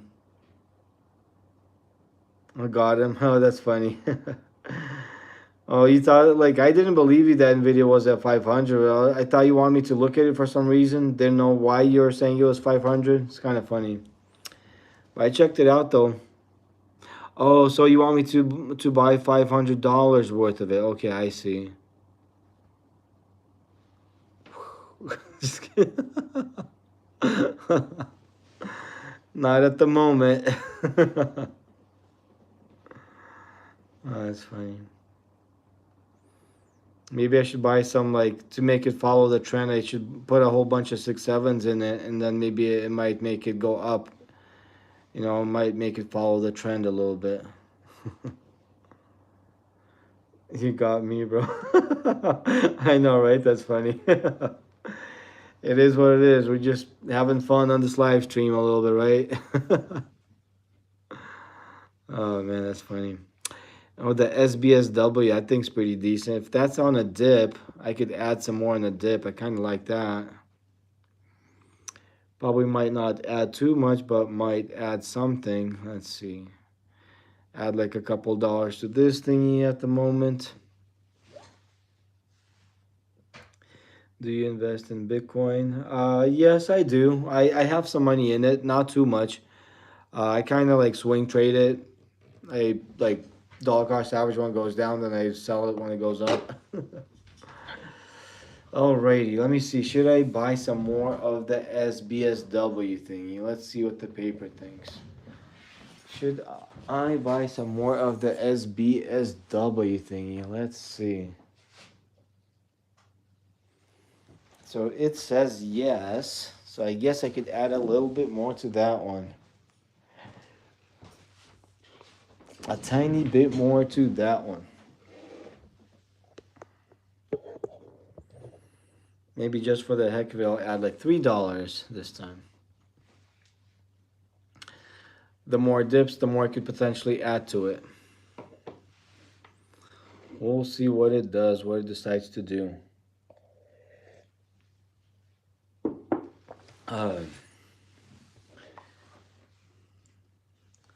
But yeah, Bitcoin, let me see. What do I have in Bitcoin? BITC. So Bitcoin,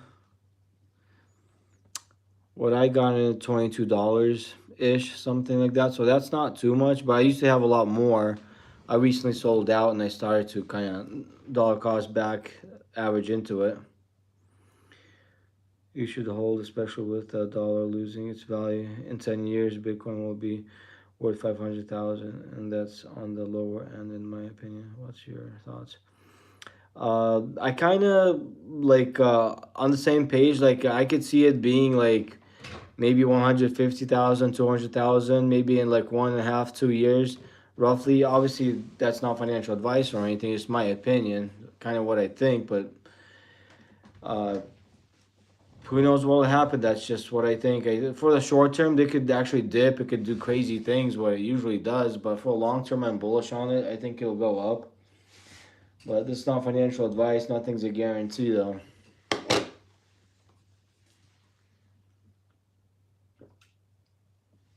But for the most part, just kind of short term trade it.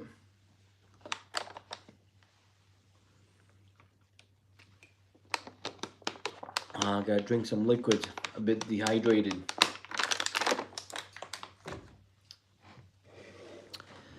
Okay, so yeah, Bitcoin, the more it dips, the more I'll probably add to it. I kind of like it for the long term. Should ask paper about CRWV. Oh yeah, I should, huh? Let's see. CRWV. Okay, there we go. Core weave. Okay, I have a little bit in it, not too much. I kind of like it for the long term. I mean, anything could happen though, but I kind of like it. See what it does. Let's see. I'll ask the paper, see what it thinks. Is it worth it to DCA into CRWV? Let's see what the paper thinks. Is it worth it to DCA into CRWV at the moment? So the paper at the moment said no. So I guess paper doesn't want me to DCA into it at the moment. But like generally, I'm kind of bullish on it for a long term. But obviously, this is not financial advice, and anything could happen though. But I kind of like it for a long term. Let's see. Does it have any like? Doesn't have a dividend, but the analyst ratings on this one: 53% say buy, 44% say hold, and 3% say sell. So it's not bad, but in general, it looks pretty good, pretty decent. That's the paper. Let's see. Yeah, I invested in STRC. It's a Bitcoin-backed stock that gives a really good dividend every month. Oh, nice, nice. A Bitcoin-backed stock that pays dividends doesn't seem bad. Paper for STRC. Yeah, I could ask it about the STRC. It's never Moves between 99 and 101. Oh, I see. I see. I think I might have had it a long time ago, but I'm not sure. STRC, I'll check it out. STRC. So strategy and see variable rate series, a perpetual stretch preferred stock. So yeah, the what do you call it? The trend on this thing is kind of weird. The chart.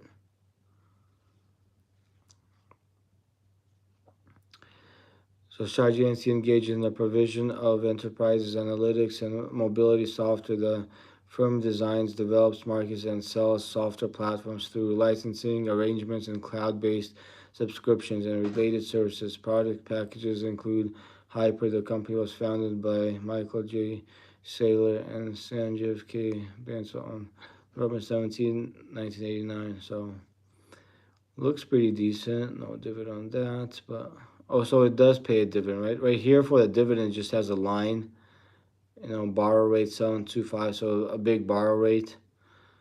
Like I have it on my watch list, but it's kind of weird. What kind of dividend does it pay? Because over here, it doesn't really say anything for the dividend. Huh. So I'm not sure what percent it pays out because it doesn't say on this thingy. I could ask the paper, but I probably personally wouldn't. Me personally, I probably wouldn't invest in it. But I could ask the paper, see what the paper thinks. Regardless of what it says, I'm probably not gonna buy it. But I'll throw the paper, see what it thinks. Let's see. Is STRC a good buy? Let's see. Is it worth it to DCA into the STRC? Let's see what it says. So the paper says no on that thingy. The paper landed on no on this thingy.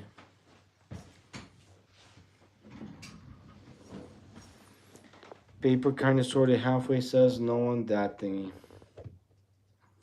Kind of sort of halfway is what it is, right? That's funny.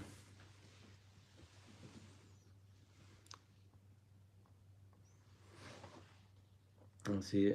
Oh, 9 to 11. I see. I see. Yeah, that's not too bad, especially if it kind of doesn't lose the value much and you get to collect the dividend. That's not bad. Like, how many holdings are we up to now? Oh, how many holdings? Like, how much different stocks and ETFs I have right now? Let's check. Because just a little bit ago, I had like over 200, right? Something like that, or like around 200. Right now, let's check and see. Let's see. Gotta find it. Get right here, stocks and ETFs.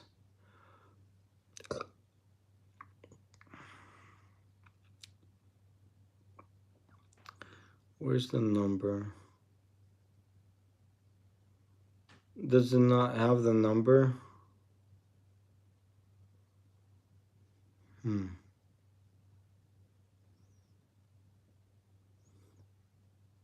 Oh, I was looking at the wrong thing. Holdings. Okay, 77 items, it says. I think those are maybe something else, that maybe the Qden orders or something like that, but it says 77 items right now. So it looks like it's kind of sort of halfway piling up a little bit. It's kind of funny. Yeah, that thing. So yeah, 77. Remember just a little bit ago I had like 200, around 200. At least at one point, probably more than that. But around 200 right now, looks like it's piling up a little bit again. That's kind of funny. It's kind of flipping funny. Yeah, it's 200 plus. Yeah, it probably was 200 plus. It was something crazy. But we'll see. I'll like if I do have a lot, at least I'll try not to have too much of that a lot or whatnot. It's kind of crazy. Kind of flipping crazy.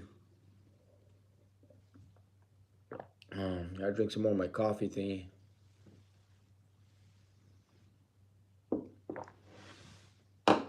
Um, my mate, might have to add some more to my mate drink. But yeah, we'll see. We'll see how much more I guess I get to accumulate.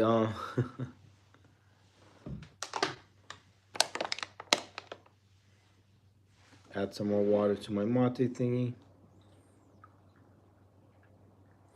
Oh, now I gotta plug in my flipping phone. My flipping phone's like on the red. It's got like 20% battery left.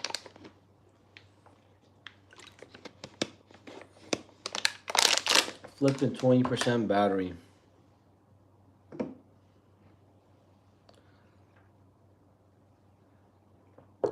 Okay, let's see here. Gotta plug in my phone. Oh shit.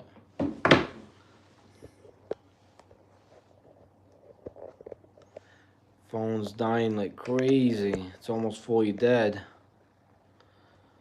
Phone's like almost fully dead like crazy.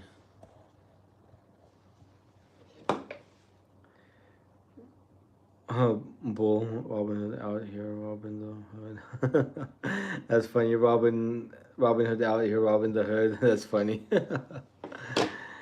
Maybe kind of, sort of, halfway. Depends on who's playing how, right? In the market. Kind of depends. But yeah, the Weeble thing was weird. Remember, I don't know who saw that yesterday, but on my Weeble, on my cash account, it was saying that there's a margin call where there's nothing to be margin about. The cash account didn't have anything to do with margin, and most of my positions were sold out, and most of everything was at a profit. So I was like, Weeble was being weird. That's like, I remember last year when I traded on it, like it was being weird like that a lot. I don't know why. Why it's like it does the fake fraudulent margin calls. That's the one thing I didn't like about it. One of the things.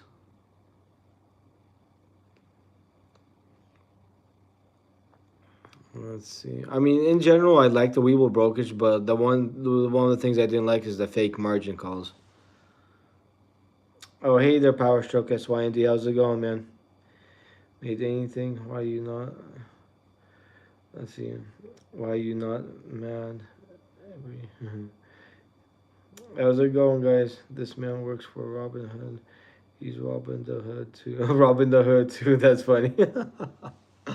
uh, but no, I don't work for Robin Hood. I just use their platform. You know, I also have the Webull. I got the Mumu platform, but this is the one I trade on the most. Huh, let's see. Maybe I should predict a random thingy here. Let's see. Let's go to the prediction markets. Maybe I'll try to predict a thing or two here. But yeah, hopefully you guys are doing good over there. The Weeble thing, it fake margin called me. Like, I don't have much money on there. I had like it was on the yesterday's live stream. If you look into it, because right now the margin call disappeared. I didn't even have to do anything. It disappeared, but I was there for a couple of days. It was on the cash account where there's no margin involved, and most of my stuff was sold out, like at a profit. And one of my positions, small positions, had like slightly down, like on SoFi, but majority of everything was sold out and at a profit. And for some reason, it had a margin call. It didn't do anything to my account, but just a fake fraudulent margin call that had nothing to do with margin. That's crazy. There should be lawsuits if that's happening. Yeah, there should be. Literally, like if you go to my like yesterday's live stream, I think I talked about it yesterday. Just kind of try to find it, scroll back and forth. You could find it. I was like showing it on my phone, like in front of the screen. I was like, look, like Weeble's being stupid, and that's not the first time it did it. Like, literally fraudulent margin call because that was on cash account. I was at a profit, and it said like margin call. I was like, what the fuck? They're being high on something. They're trying to screw people that don't know nothing about trading. They'll freak them out and make them want to deposit money for no flipping reason. Like, I didn't do anything. It disappeared. But imagine the newbies that don't know anything about it. Piss them off, and they'll have to deposit money for no reason, then lose more of their money potentially. That's the one thing, like the fraudulent shady shit that they do sometimes on that. I don't like. It's kind of not fun, not cool. That's what a Robinhood employee would say. Robinhood employee would say. I'm not a Robinhood employee. Like, I literally just use the platform to trade on it. But literally, I have proof. If you look at the yesterday's live stream, I was literally showing it live that like margin called for no reason. Weeble is Robin Hood's redhead stepchild. I know, right? Noobs don't use Weeble, they use Robin Hood. Well, the thing is, like, I started trading on Weeble. I was like learning and practicing on Weeble, and I still ended up ahead. You know, even with its weird glitches and some weird like stuff that it does, I ended up ahead. But like, still, it's not cool that they do the fraudulent margin calls. Literally, was pointless for them to do that. There's no reason at all for them to do that. But regardless, it doesn't matter. It's not the end of the world or anything. You know, I still use the platform like I have it, but like because they do that, I don't trust it as much just for that. You know. Okay, I'll see what the paper decides to bet on this one. So IND is yes and CHA is no. Let's see what the paper decides. Let's see what the paper decides. So the paper decided to vote on the lower one. Paper decided to vote on the no part of it. We'll see what it does on the no part of it. So the paper is flipping betting. Oh, excuse me. The paper is flipping betting on this thingy because it landed on the no. The no was the CHA. So CHA it is for now, I guess. We'll see what happens. We'll kind of sort of halfway see what happens.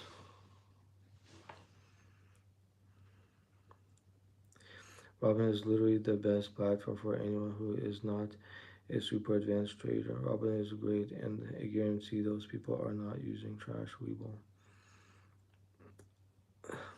Yeah, I mean, I like Robinhood. I use a whole bunch of platforms, but regardless of whether people says it's for newbies or not, the thing is, if you know how to trade, if you know how to make money, you can make money on any flipping platform. You can make money on the nicest platform out there. You can make money on the trashiest platform out there. Like if you know what you're doing, you can make money regardless, anywhere, anyhow. If you don't know how to trade, on the other hand, you could use the best flipping platform. You could never make any money if you're not good at trading. If you're not good at making money, and if you use the worst one, you can lose money if you're not a good trader. So regardless, everything kind of depends. If you got common sense, you're a good trader, you can make money regardless on any platform. You know, me as a newbie, I started on Webull with all its fraudulent stuff that it does. Sometimes I still end up ahead and being profitable. You know, playing with borrowed money and made a lot of profits. And right now, I switched mostly to Robinhood. Paid off my flipping loan.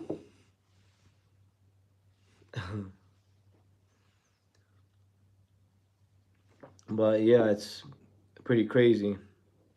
Anyone use Kalshi yet? I haven't used that one yet. Seems kind of interesting, but like, uh, well, because Robinhood has the prediction market stuff. I'm not sure. Maybe the Kalshi has more options to like predict stuff. I personally haven't used it. Maybe just for the heck of it, I might get it and try it eventually. It does seem kind of interesting, but it's more of like a gamble. But if you use common sense on some of the predictions, you could actually make money, so it kind of depends. It does seem kind of fun. Me personally, I don't have that one, but it does seem pretty interesting.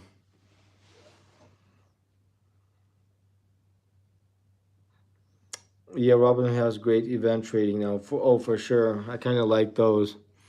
Maybe I'll see what the paper bets on one of these, the CLE or the MIN. See what it does. It has really advanced. Oh yeah, it definitely does. I definitely like using the Robinhood platform. I'll see which one the paper bets on this one, like CLE or the MIN. Let me see. I'll toss the paper. The yes will be the CLE. The no will be the MIN. I'll see which one paper chooses. So this time the paper chose the yes, which is the upper one. Paper chose to bet on the upper one this time, the one that has slightly less odds. So I guess I get to pick that one right now a little bit. the upper one this time. $2 payout. That's cool. Hell yeah. You hear about the 400K bet from Polymarket? Spy down. No, I haven't heard about the 400K bet from Polymarket. How'd that go? Or like, you have more information on that? Spy down, leaving for bed again. Well, oh, okay. Leaving for bed. Okay, have a good night. Then the 816 yield. Have a good night, man. But so you're saying that Spy is down? Let's see. Like, probably a whole bunch of stuff is down right now. With everything that's going on in the world, like, I wouldn't be surprised if things will be dipping. That's why I'm trying to be a little bit careful on what I'm getting type deal. But yeah, it is down. Not too much, but it's down for the day 0.32% and down overnight 0.36%. So it looks like it is kind of dipping a little bit. We'll see how far it might potentially dip. We'll kind of see. Nobody knows for sure though. Good night, man. Wasn't valid. I see. Most stuff is red right now.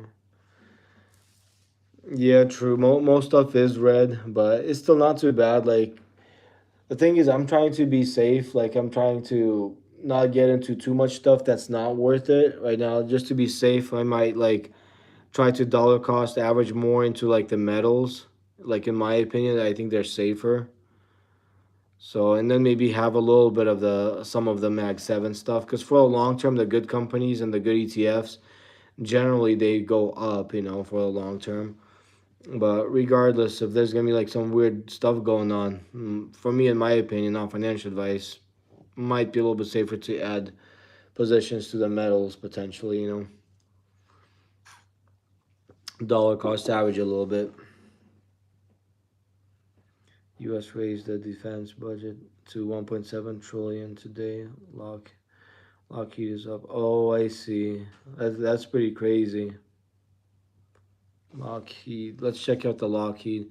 Yeah, it's definitely good to invest in the stuff that's kind of defense and all that type of stuff like that.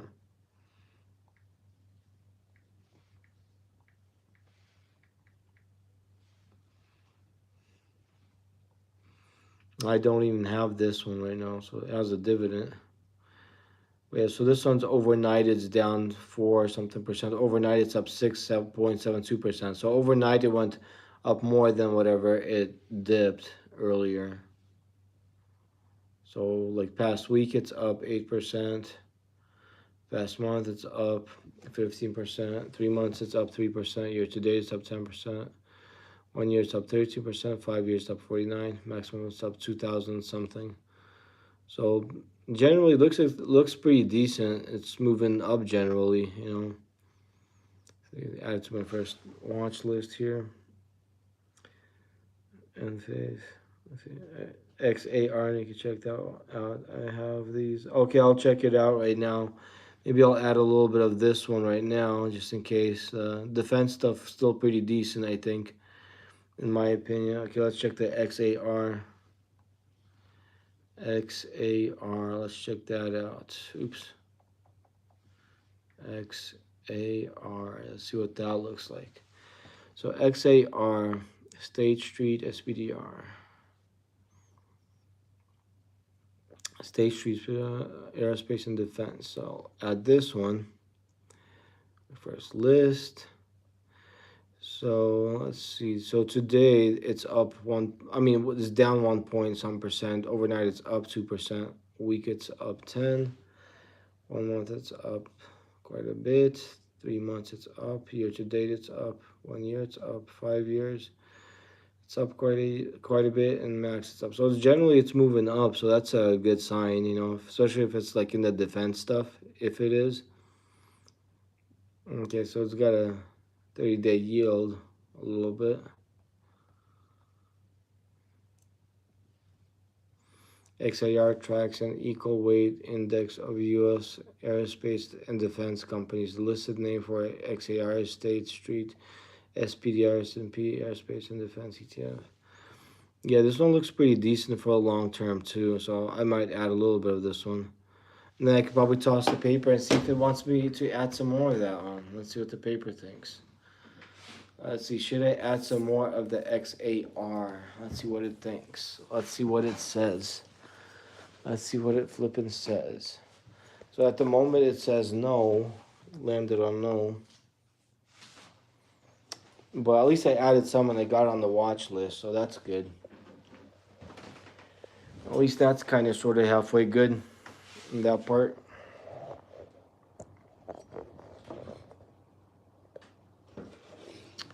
But it does look pretty decent. How's your Rocket Lab? Let me see. Oh, Enphase, I gotta check out Enphase again too.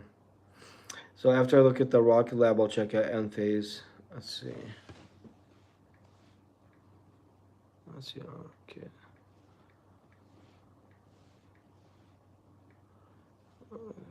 Rocket Lab Corporation.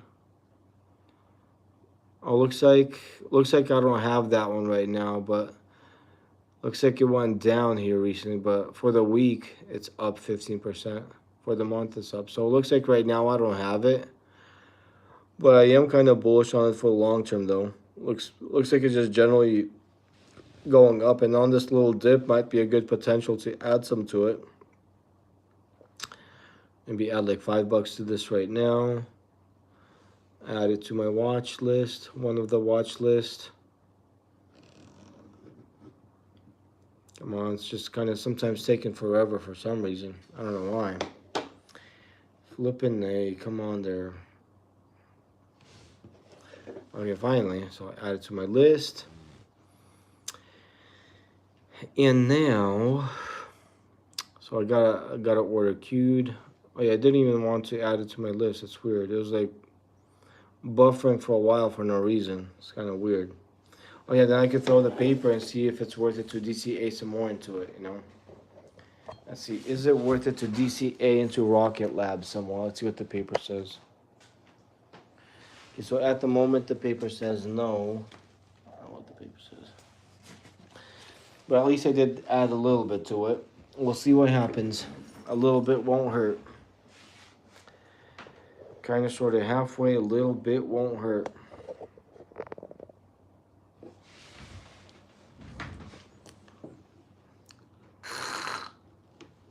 Ah, my mate drink, yummy. Top 3 buys for 2026. What tablet do you use? Oh, this tablet is just a normal like iPad 10, like not the Pro, not the Air. This one's just the basic, the iPad 10. That's the one I'm using. Nothing crazy, nothing fancy, just a Stone Age, humble, tiny little iPad 10. Palo Alto, Google, Intel. Also, those are pretty decent ones, huh? That's pretty cool.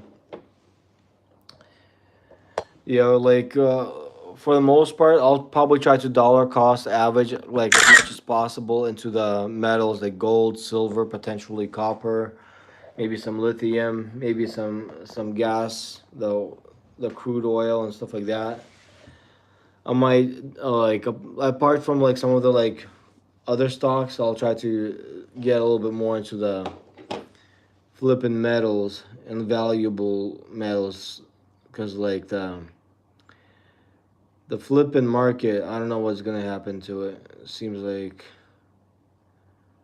with everything that's going on, it seems a little bit shaky. I don't know what's gonna happen, but it's just in case. It's good to try to be safe a little bit. Costco when it dips a bit more. Oh, nice, nice. But let's see, Palo thingy. Let's see what that is. Palo Alto.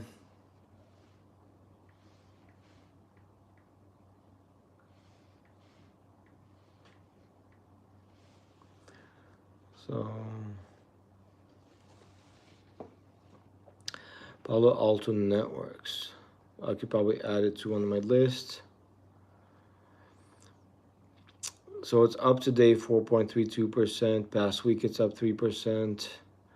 1 month it's down 1%. 3 months is down 9%. Year to date it's up 6. 1 year it's up 8. 5 years it's up 226. Maximum it's up over 2,000. So this one looks pretty decent if it's generally trending up. Seems pretty nice, you know. So Palo Alto Network INC engages in the provision of network security solutions to enterprises, service providers, and government entities. It operates through the following geographical segments: the United States, Israel, and other countries. The company was founded. Okay, so it looks pretty decent for the most part.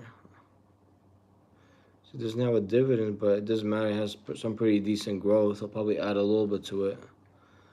Not too much, but something to kind of keep track of it a little bit. A tiny little radar thingy. Let's see. Are you getting the full experience? What else? Let's see.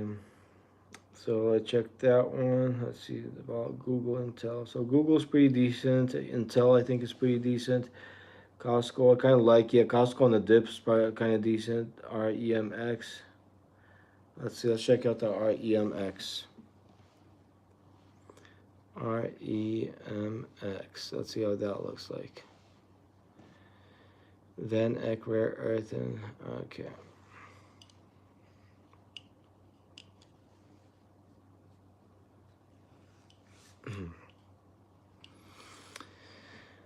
Okay, let's see. Today it's up 1%. 1 week it's up 7. 1 month it's up 12. 3 months it's up 8. Year to date it's up 7. 1 year it's up 98. 5 years is up 90. Max is down a little bit, but looks like momentum is picking up towards the upside, which is kind of nice. Okay, add this to my first about Vanek Rare Earth. So it's like the rare earth stuff, so that's why it looks kind of decent. Strategic Metals ETF. REMX tracks an index of global companies that mine, refine, or recycle rare earth and strategic metals. Listed name for REMX is Vanex Rare Earth. Okay, so it looks pretty decent. So I kind of like that one. See, does it have a dividend or anything? 30-day yield, a little bit of a dividend, so that's not bad. Yeah, looks pretty decent. Maybe I'll add a couple dollars to that thingy. The decent things that might potentially go up, it's pretty decent. REE ETF. Let's see. Maybe I should ask the paper about this one, see if I should get a little bit more of that, right? Let's see. Should I get some more of the REMX? Let's see what it says. Let's see what it thinks. Should I get some more of the REMX? So at the moment it says no on that one, but I did add a little bit to it though, and I added to the watch list, so that's not too bad. That's not flipping too bad. We'll see what it does. Let's see. I sniped NVIDIA, sold in the morning and bought at 2 p.m. Next spike back up first 2 hours, sold again, made 254 and 298 the next day. Oh wow, that's awesome there, Robbie Rucker. That's hella nice. Hell yeah, congrats, bro. Hell yeah. I like it when you get like awesome snipes like that. That's sweet. Keep it up, man. Keep it up. Keep on making them good profits. Hell yeah, the more everybody makes here, the better. Hey there, Harry Walker. How's it going, man? Let's see the lucked out baby. I know, right? That's awesome. Hell yeah. Oh man, let's check out the REE thingy. So REE, that's automotive stuff. Looks like, right? REE Automotive. That thing's like a penny stock. It's super cheap. So definitely more risky, but if it has potential, especially if you have some information that other people potentially don't, might be kind of decent. I've done that with BAIDU and Alibaba. Oh, nice, nice. That's pretty cool. That's flipping pretty cool. But let's see, like, I'll ask the paper, maybe I'll add it to one of my watch lists here. And then I'll ask the paper if I should get this one, just in case, just for the heck of it. See what the paper thinks, let's see. Should I buy REE? Let's see what it says. Should I flip and buy REE? Should I DCA into REE? So the paper says no. So I guess I'll wait on this right now and then maybe try to get it later. But obviously, it's not financial advice or anything. But at the moment, on this one, paper told me not to DCA into it. It kind of sort of halfway is what it is. Kind of sort of halfway is what it is.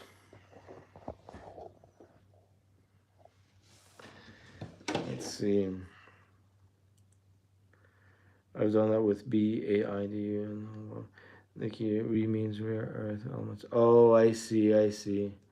It makes sense if it's rare earth elements, so it must be a good one. But yeah, I did add it to one of my lists. I maybe I'll add it some more later, but it does look pretty decent, especially if it's rare earth metals for sure, or minerals or whatever it is. But yeah, thanks for letting me know though, Power Stroke. Thanks for letting me know. No, not this crap. Oh, re means RARE. Oh, okay. So instead of the re, it's RARE, the rare earth. Okay, I see. Oh, I was saying re for tag ETF. Oh, okay, I see. I see. So then I should look search for the tag thingy. See if I search tag, it doesn't have the tag thingy. Like where is tag? It's flipping missing. Why is the tag thingy missing? Our EMX ETF. Okay, I see. Rare earth elements. Okay. Yeah, I think I just added the REMX, right? Yeah, I think I just added. I just queued in that one right now. But yeah, rare earth elements for sure. Those are pretty good. I like the rare earths for sure. Hell yeah, good stuff, man. Good stuff. Interesting stuff and good stuff. REMX ETF is a restock. Oh, I see. I get it. See, like I'm kind of new to some of this stuff, so like I don't know like what the re that means it's for the rare earth stuff and all that stuff. But now I guess I'm learning a little bit. Rare earth elements. Okay, yeah, it's the abbreviation for the rare earth elements. It makes sense. It totally makes sense right now. LPTH. Let's see. Let's check out the LPTH. LPTH. Light bath. Okay. So it's up to date 5.73%. After hours, up 3%. 1 week, it's up 15%. 1 month, it's up 39%. 3 months, up 42%. Year to date, it's up 15%. 230 some percent. So it's generally up, except for the last max part of it, but generally trending up. So it looks pretty decent. Restocks include CRML, UAMY, MP, STI, USAR. Oh, awesome.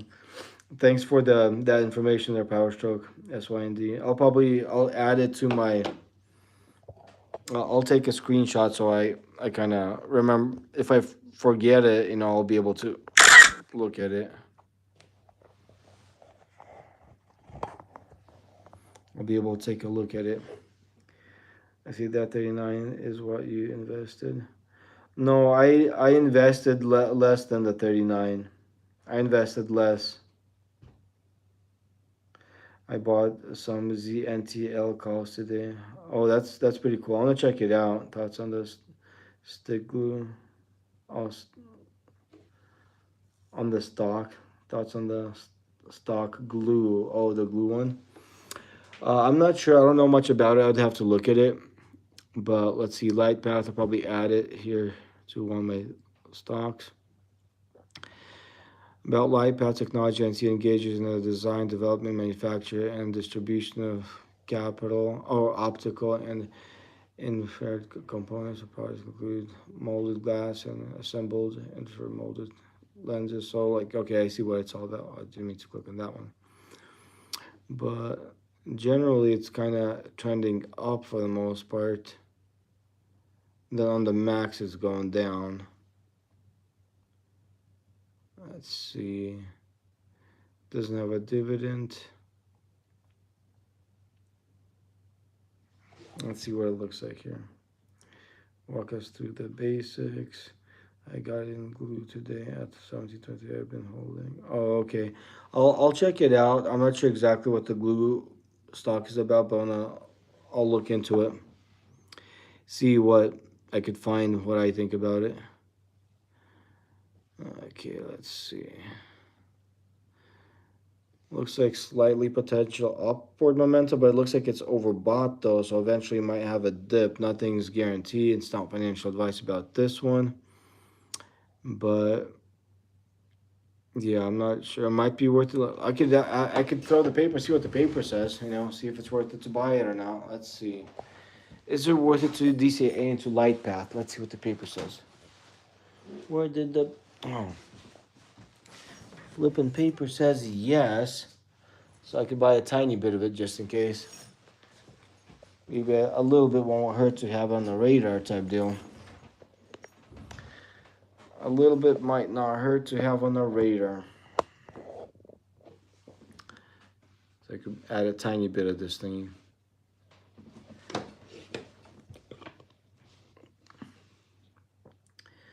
Let's see, walk us through the basics. I'm not sure what kind of basics you want me to walk you through.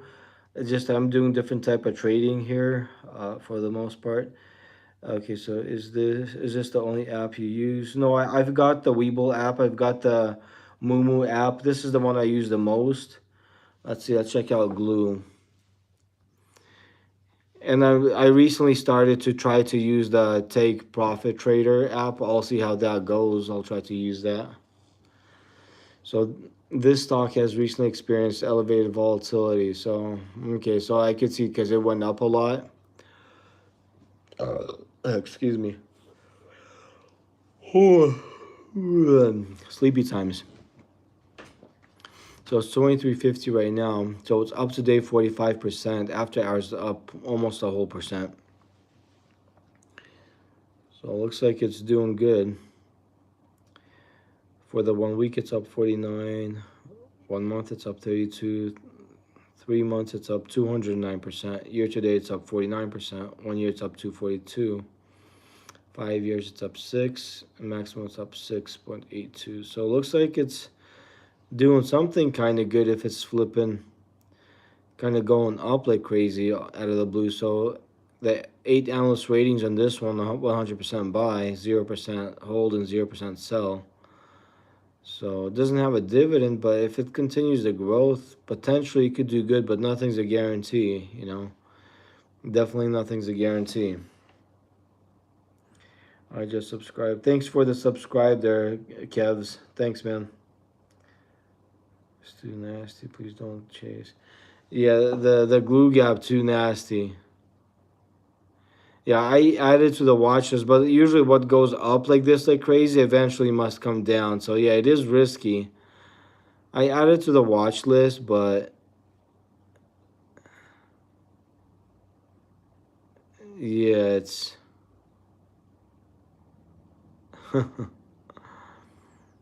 probably better to be safe a little bit.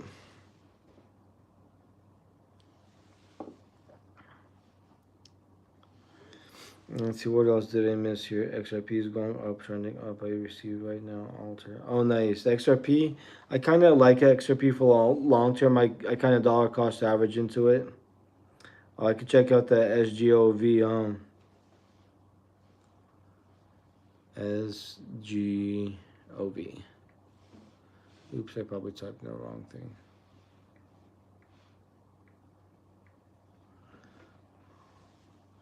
So iShares 0 to 3 months treasury bond. So is that like the dividend type deal, or about iShares 0 to 3 months treasury bond? SGOV tracks a market value weighted index of U.S. Treasury maturing in less than or equal to 3 months. The listed name for SGV is ISH. iShares.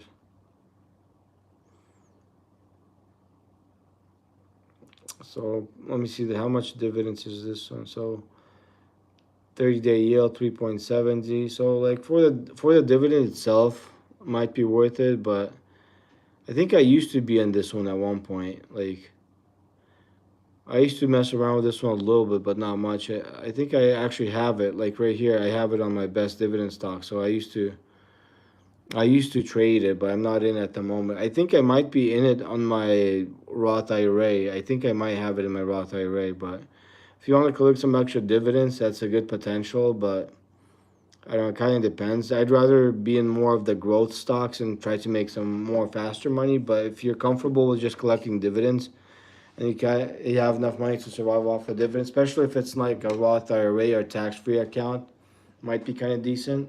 Obviously not financial advice or anything, but depends if you like dividends. It's not a bad one for dividends, I guess.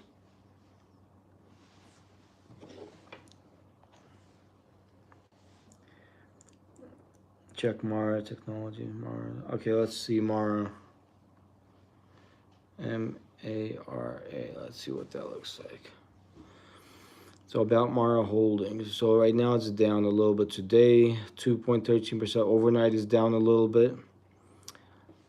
So like I don't have. I think I used to have some of this, so not anymore. About Mara Holding, I see, is a digital asset technology company which engages in the mining cryptocurrency with a focus on the Bitcoin ecosystem. It also deals with owning and operating Bitcoin mining facilities on data centers, selling proprietary software. So, yeah, it's involved with the crypto stuff. So if crypto does good, it does good. If like crypto doesn't do good, it kind of obviously kind of follows crypto for the most part, from what it seems like.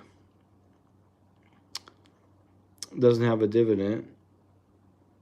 So the analyst ratings on this one: 64% say buy, 36% say hold, and 0% say sell. I don't know if I would buy it myself. I mean, if crypto is gonna do good, this one would do like kind of do similar, I guess, to what crypto would do. I mean, I could add it to one of my list, but to kind of add that to what I got, I probably won't at the moment. But if you're bullish on crypto, that thing could potentially do good with the crypto, but obviously not financial advice though. Oh, it's going up tomorrow. I see. There's a big chance it might. I haven't looked at the charts, but there's a big chance it might. It's going up tomorrow. I think I played it. Let me see. I wanna look at the chart again and let's see what it looks like. Cause I like kind of generally looked at it, but like see what it looks like. Okay, one. So at the moment, so on the 1 day, 1 hour chart, looks like it's downtrending on the zigzag line. The MACD is downtrending. On the RSI, looks like it's oversold. So once it's oversold, eventually there should be like a reversal, but who knows when though, towards the upside, and who knows for how long. But at the moment, like kind of like the general trend is towards the downside. So it might go down a little bit before it like all of a sudden reverses towards the upside. But you know, you could potentially make money on it, but still be careful whoever's trading it. Be cautious and try to play it safe. By Friday. Oh, I see. I see. Eventually, it might do its reversal by Friday. Okay, makes sense. What app is this? This is on Robinhood, the Robinhood app. SoFi trending up any moment. SoFi.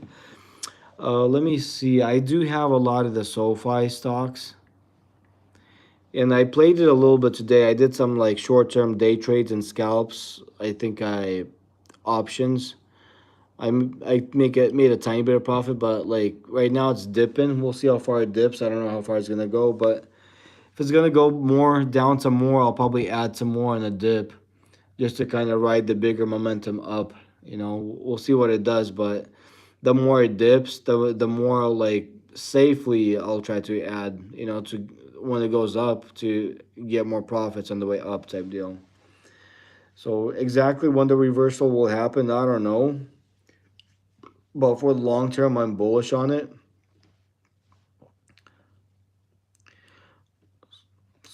So let's see. So right now on the MACD, looks like it's kind of trending up. Zigzag slightly trending down. On the RSI, it's in between. So there's a potential that, it could do anything. See, 1 day, 1 hour. So on the 1 day, 1 hour, looks like it still has some more downward momentum. So potentially it might potentially move down some more before it starts trending up, but nothing's a guarantee in the stock market. I'm in it for the long term, so if it dips a little bit more, I'll probably add some more to it on the dips. Obviously I won't throw all my money away into that, but I'll try to DCA into like leaps options and to more shares if it dips some more, and then ride the momentum up. Because I could see it potentially in the near future going at least back up to like in the 30s. I could see it like in the near future going to 32.73 where it used to be and higher. So I just gotta have a little bit of patience with it. Like the stock dilution that the company did and all that stuff. It's kind of bogging the price of the stock down a little bit, but it's for the short term. For the long term, it actually helps it out a little bit, in my opinion. Soon this coming week. Yeah, I believe so. Nothing's a guarantee, but I believe so that even this coming week, it could have like another pop potentially. Next week, midweek is going to go up. I feel. I think so too. But like kind of like what I'm planning to do with it, like at least closely, like maybe once it goes up to like $29 or $30 or something like that, maybe I might take some profits because after it reaches that price, it might dip down again. So then after it dips down another little bit, load up some more, and then ride the upper momentum towards a higher amount. After that. So kind of like swing trade up and down, like sell close to 29.30, add a little bit more at like a 25, 26 area, and then potentially ride it back up to like the $32, 33 area once it starts trending up higher a little bit. Kind of like rinse and repeat some swing trade profits on that. Like that's kind of like what I'm planning to do. But we'll see how things play out. Buy a long call for 2 weeks, bro. If you had 100K to invest, what would you do with it? But yes, long calls. I have leaps calls, and I have a lot of stocks. And so if I see right here, if you look at it, I queued in some orders right now, but I got right 233 shares, $6,229 worth. Apart from that, I got like right here two leaps call options that expire in a year. So I got those. So for the long term, I'm bullish on it. And today I sold one leaps call option at a profit of SoFi. So I'm kind of bullish on SoFi for long term. If I had 100K to invest, what would you do with it? Me personally, not financial advice, but like just to be safe, not to lose that 100K, I probably kind of do what I kind of have, like put some of it in SoFi on a dip, put some of it in Lyft on a dip. Not financial advice, but that's what I would do. And if like silver or gold dips a little bit more, I try to load up on those dips with the leaps calls, and then ride the momentum up. Like into some of the safer stuff. Tesla's kind of decent, but with everything that's going on, it might take a little bit longer for it to go up like crazy. For the long term, I'm bullish on that. But literally, like I'd probably do like SoFi, Lyft. I'd probably do like gold, silver, like at a dips. Like find like the lowest point I could get in and ride it up like crazy momentum up type deal. But definitely, I try to get it as low as possible. Not financial advice though or anything like that, but it's kind of like similar to what I'm doing already on here. What do you think of XRP? I kind of like XRP for the long term. Nvidia is pretty decent too. I like that one. I've got a leaps call on Nvidia. I do have a leaps call on Nvidia, which is kind of down at the moment, but I'm still bullish on it. I think Nvidia will go up. Maybe nothing too crazy, but I think it will go up in the near future. XRP, I like it. I think it's gonna go to back to like $3 area eventually. Not sure when, but I think it will. Might just have to have some patience with it. Meta is down a bit, ready to jump back up. On Meta, I think so. I like Meta. I started to DCA into it recently. Let's see. Meta. Right here, yeah, it did dip today. So I have like $2,000 worth of it, 3.5 shares. So I don't have a lot of it, but whatever I got in it, I'm down like right now $62 in general. So like I'm bullish on it long term. And I got another queued in order to buy some more. Maybe just for the heck of it, I might add a little bit more. Not much, but a couple bucks won't hurt. Just something a little bit better than nothing. What do you think of buying shares in dollars?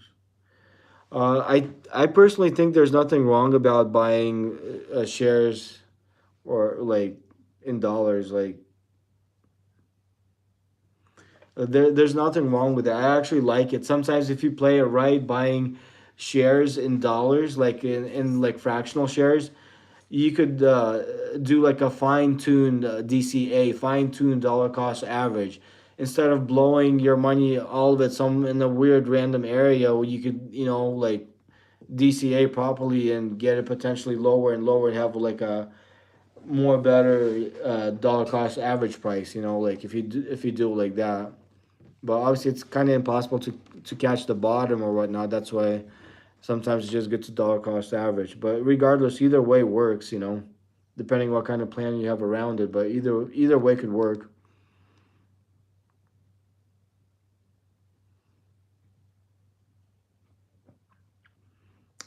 Fractional shares in Dallas. What do you think? Fractional shares in Dallas. So what do you think by fractional shares in Dallas? And see now. Let's see. Do you day trade full time or side gig? You seem pro. Oh, I just kind of do it on the side. I do construction work during the day.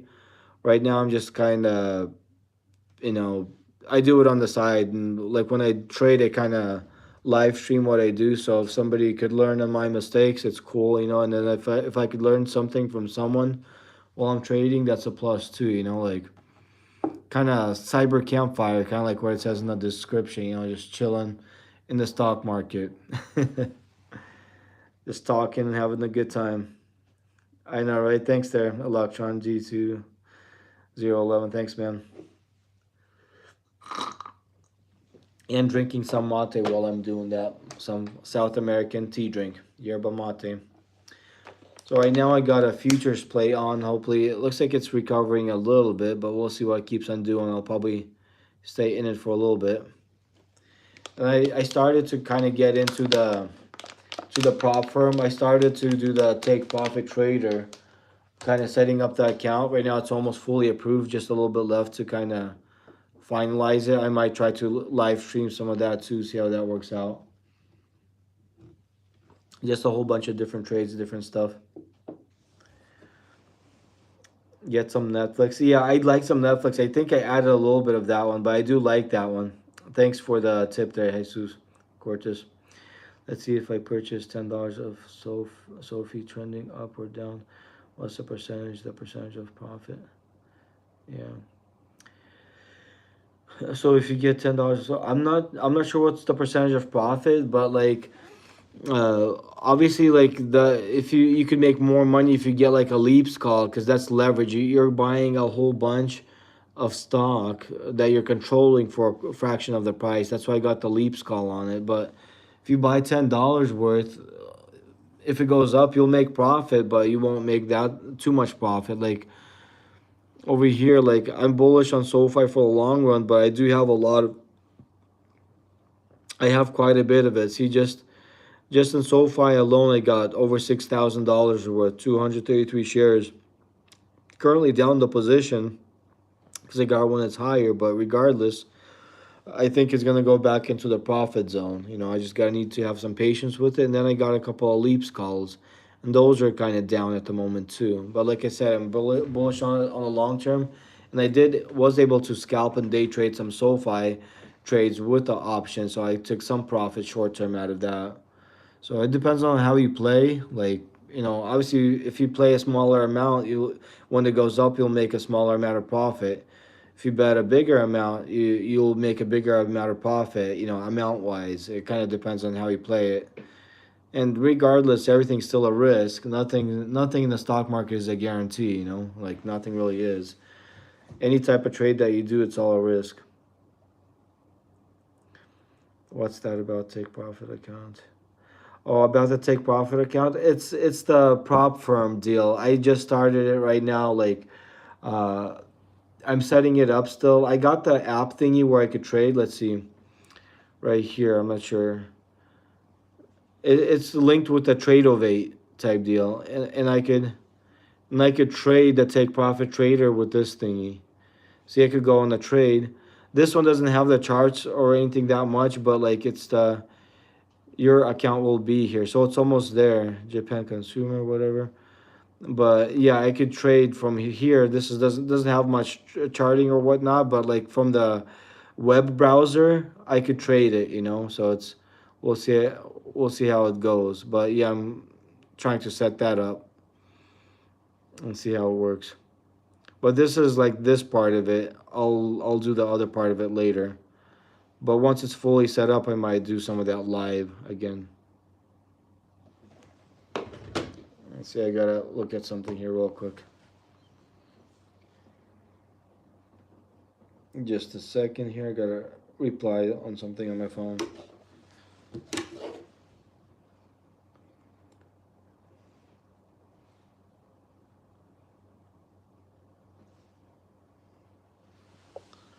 Okay, but yeah, I'm trying to try that out and see how that works. I don't qualify for a scalping or cover cost because I'm not in a level 3. Oh, I see. Netflix growth over the last 12 months is only 3. So you're saying there, Carlos, I don't qualify for a scalping or cover cost because I'm not in a level 3. Oh, okay, makes sense, makes sense. But regardless, you should still be able to get options if you have a level 2, like buying options and selling options. I would assume so that you would be able to like qualify for that. But yeah, the take profit trader is the one I'm trying to get into right now. Once I fully get into that, I want to start maybe live streaming some of that here too. What you think about NVO FDA approval pill? Actually, you probably might know more about it than I do. Actually, this is the first time I kind of heard about that. There's some kind of approval on it. Like, if you heard some good information, maybe you could share what you know. I literally don't know like much info about that. But yeah, if you know something, you probably know more than I do about that one. MVO, let's see. Oops, not this one. NVO.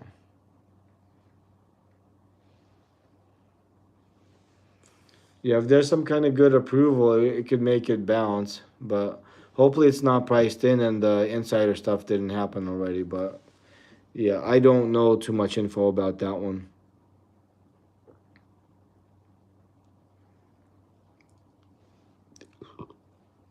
I'll probably add it to my list. I think I used to have this one, but I did one of the tax loss harvesting on this thingy. So let's see my first list. I probably added to that. Yeah, okay. But yeah, the take profit trader is not too bad. I don't pay too much into it to kind of, you know, control a bigger amount of money and potentially make more profits. So I guess I'll see how that works. I'll kind of sort of halfway see how that works. I gotta go into my phone. Oops, here, come on. Okay, so I'm in it. right now. Oh, Shankus. Okay, so if I click on the futures thingy here, looks like the futures thingy went back into the profit. The micro gold futures looks like it might potentially keep on moving up. If it does, it might hopefully start building up some momentum, keep on going and going. You know, we'll see what happens. So I'm glad I didn't get out of it because that way I get to at least collect a tiny bit of profit. We'll see how high it's gonna go. Might stay in it a little bit and see what happens. Flipping the phone's kind of weird. But anyways, I'll see while it keeps on bouncing up. I'll probably go and look at some other stuff here real quick. So that's the day trading futures thingy. Okay, made a lot of money and so far, and I'll call option months ago and May was trending up. Oh, I see. How can I get that account to take profit? Oh, the take profit trader. I don't know. I'm not an affiliate for them yet, but you could even like try to find somebody on YouTube that like has take profit trader. Just go on YouTube search and search take profit trader, and you could use their affiliate link and get a discount to get in. Like I paid like $102 to get in. If you pass the evaluation and like just follow the instructions, then like once you start making profits, you could collect 80% profits on the profits that you make, and then the take profit trader will take 20% of the profit. So that's kind of like the deal on that thingy. But just you could search take profit trader either on Google or YouTube. Better it would be better if you like use the referral link because that way you get a discount. You know, so like I'll probably do that. That's what I did today. Paper toss if the AI is gonna take over the world in 10 years. I know, right? I could do a paper toss for that, see what happens. Is AI gonna take over the world in 10 years? Let's see what's gonna happen. Is AI gonna take over the world in 10 years? Let's see what it says. So the paper landed in a weird way. Obviously, the battery's dead. And it said no, that AI is not gonna take over the world in 10 years. So I think the paper's kind of right. I think the paper's kind of sort of halfway right a little bit, but we'll see what happens though. We'll kind of sort of halfway see what happens. I gotta plug in my phone because it's about to die again. It was plugged in, but it wasn't really charging that much. It's kind of crazy. Kind of sort of halfway crazy a little bit. Let's see. So it's close to the break-even price at the moment. I heard of it. Yes, I would look it up. Yeah, do some research about it. Like I'm kind of new to it right now. I'll see how it works out. Yeah, definitely. The more research you do, the better. Obviously, everything still has risk, regardless. Nothing's a guarantee. You know, whether it's a prop firm or uh, whatever other brokerage. Like it's still like stock market. Whatever bets you do, whatever anything you do, still there's quite a bit of risk. Definitely be careful with whatever you do out there.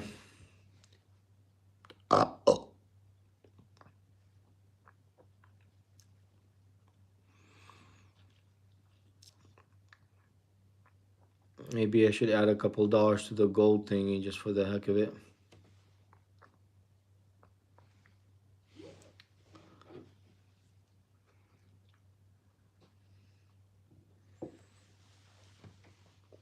Um,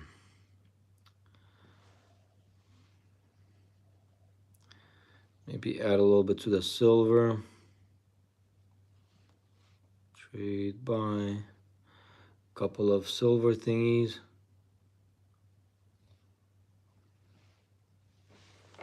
Hell yeah. Let's see. Rocket Lab, Amazon, Hood. I like Hood. I wonder how low Hood is gonna go. Maybe if this one dips a little bit more, I'll try to potentially get a better deal out of that thingy. But I guess we'll see how low this thingy decides to go. We'll see how low this thingy decides to go.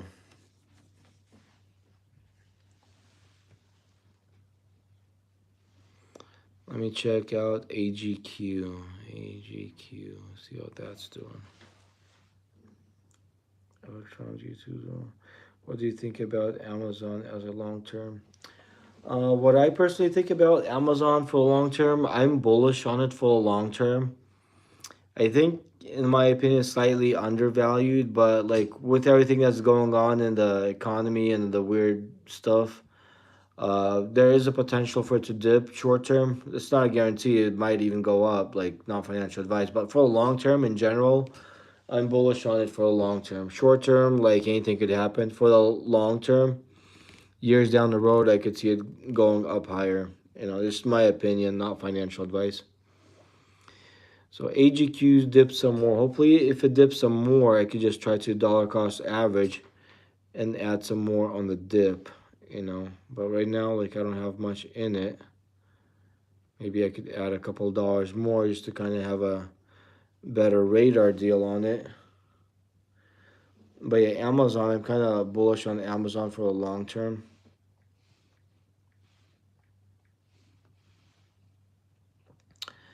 Slightly went up today. After overnight, it's down a little bit.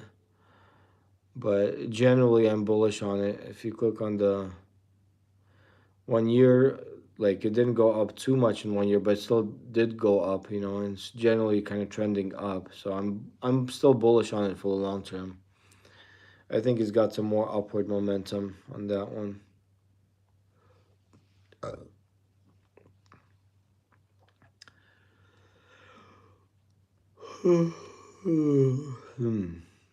Palantir moved up a little bit today, and after hours overnight moved up a little bit. Seems like it's trying to recover. I don't think I have any of it right now, though.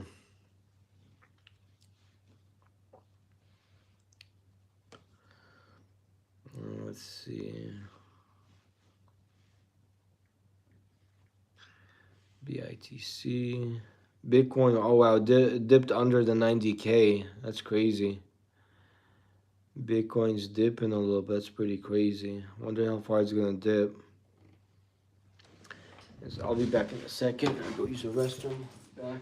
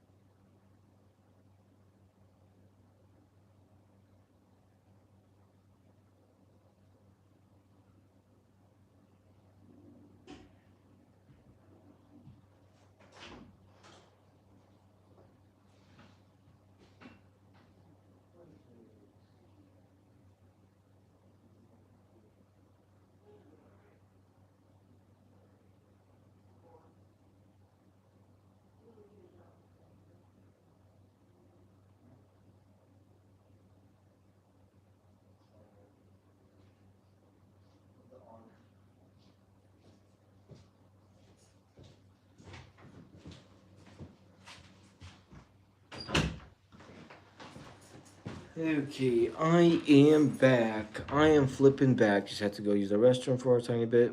How do you feel about Bitcoin, Nicky? How I feel about Bitcoin? Hey there, my music Gen X.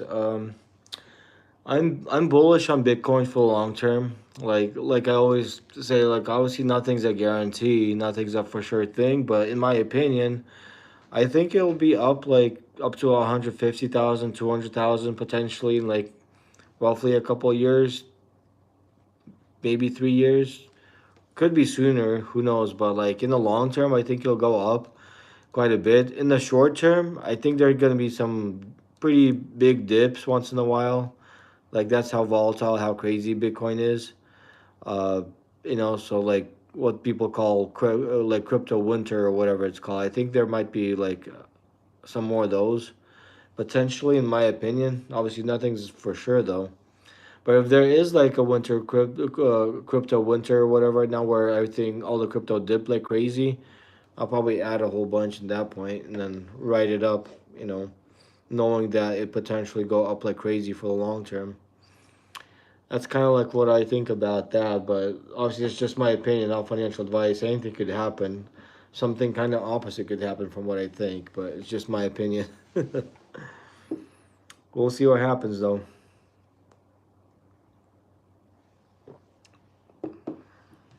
Like I don't have too much of it right now. I recently sold out of it. Actually, the bigger amount that I had, I accidentally sold out of it, like by accident, by trying to trade on the ladder, trying to figure out the ladder trading, and I accidentally clicked on that one thing and got rid of all my shares or all the coins, all the Bitcoin that I had.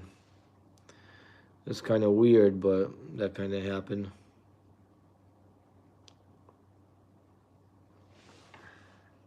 Let's see here. So gold is slightly down, like not much compared to how it used to. It's not vitality. It's all in at option. The more call options open and correct, the more that they pay them.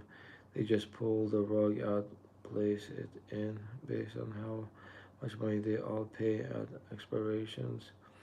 Yeah, yeah, for sure. It's kind of like that. Like whoever has money invested in whatever, they do try to rug pull and try to hit stop losses or whatever, whatnot, just to kind of shake people out and take their money. But yeah, regardless, like especially on the options, if you got the longer dated option, you don't care about the volatility where it goes up and down or whatnot. Like if you got the long term move right, doesn't matter how short term moves up and down. Like should be doing pretty good for a long term if you got like a leaps call or a long term call. Like for the most part, it should be doing okay, kind of.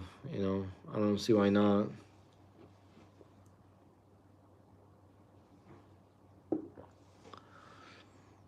But yeah, crypto's still kind of bouncing. Not crypto, but the future's still kind of bouncing around right now, kind of sort of halfway hovering close to the my entry point. See where it goes from there. Kind of sort of halfway. See where it goes from there.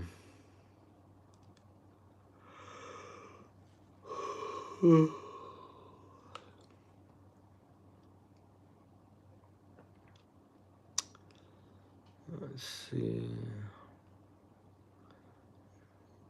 Maybe I could add some more to the silver thingy. Already got quite a bit of queued orders. Maybe I'll add a couple more.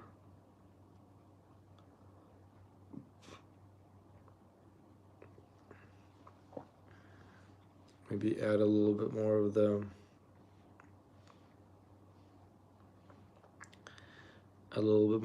GLD thingy. Not much, but at least something.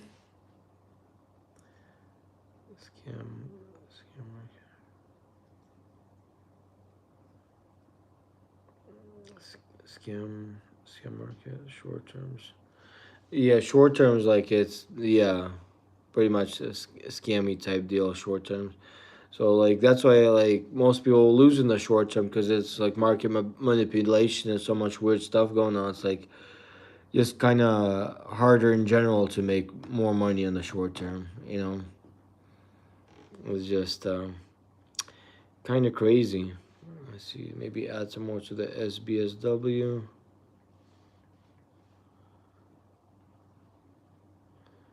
SBSW, so that one dipped quite a bit. I don't have too much of it. I do have a couple of cute orders. Maybe add another cute order to that thingy. At least just a tiny bit for now.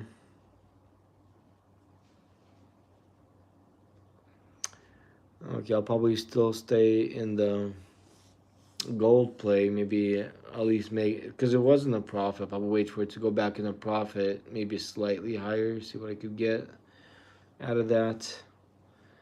See what I could squeeze out of that. Maybe I'll go to my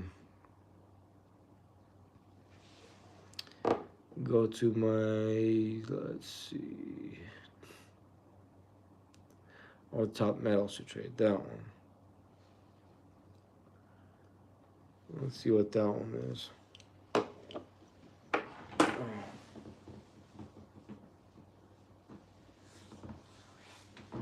Alrighty.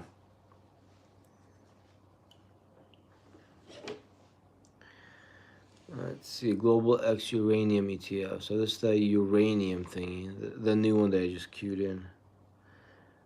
Oh, hey there. I meant Gura Gain 9. How's it going?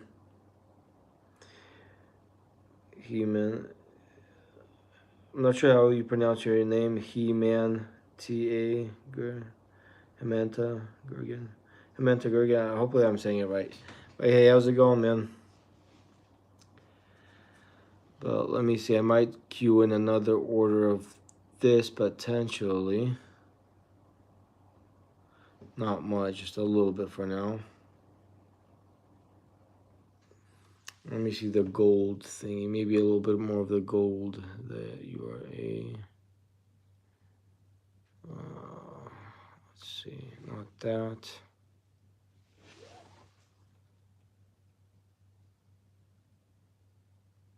Best. Oh, best Nicky. Loud. What do you mean there? Loud silence. Best Nicky. Oh yeah, the UGL, the Pro Shares Ultra Gold. So this one right here is UGL provides a 2x daily performance of gold as measured by the price of COMEX. So this one's kind of decent, I guess. What's this fee? Oh, I'm not sure what you mean by what's this fee, but there's not really too much of a fee from what I know of. Copper has gone up 66% in the last 6 months. Yeah, it did. Like it went up like crazy. Copper went up a lot. Also silver, like it went up like super crazy amounts. The fee, there's not too big of a fee trading the like shares or whatnot themselves a little bit. But if you do the futures trading, there's bigger fees on that. It kind of depends. I don't trust. I don't trust. I trust silver share outcomes. Oh, for real? Like I don't mind it. Like if you play it right, it should be fine. But I mean, I buy it. I swing trade the silver stuff. Silver and gold. Apart from the futures, I like to do the options on those. GLD AGQ. That's the silver one. The AGQ Pro Silver. GLD silver copper. Copper is pretty decent. Let's see, copper's pretty decent. It's down a little bit right now. I could add some more to that. Maybe add like $3 more for the moment.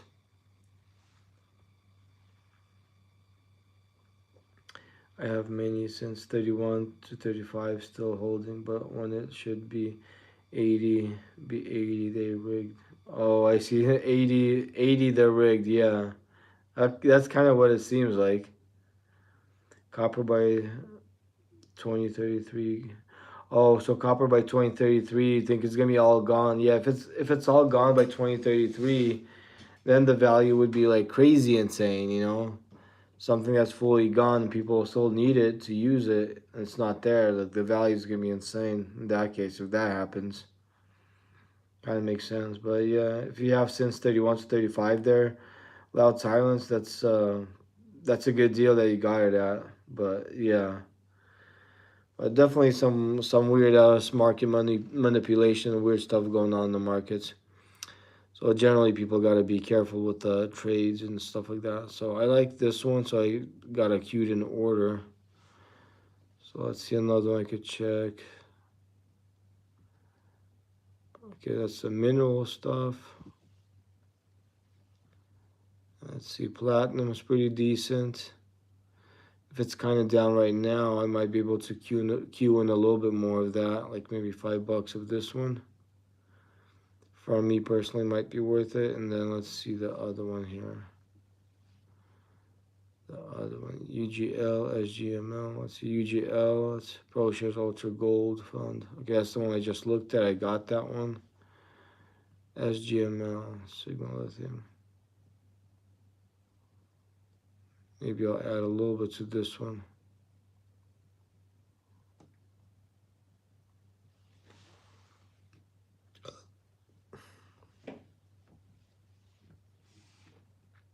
Let's see. Microsector Gold 3 Leverage ETN. Okay, I'll add more to this one a little bit later. UGL.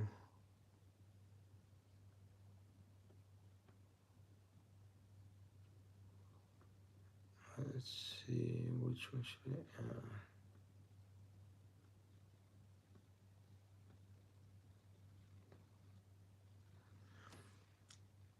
Copper by 23. Okay, let me see. Let me bounce back up to them.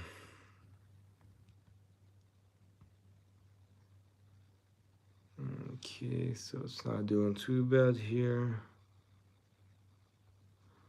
If I click on this thing, it's still like bouncing around a certain area, still not doing too bad.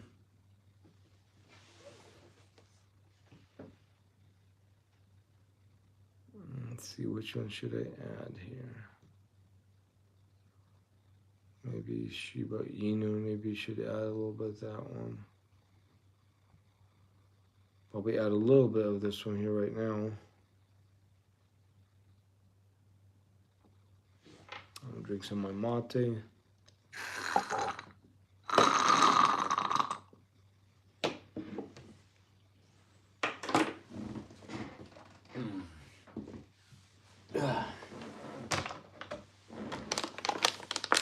Some more drinks.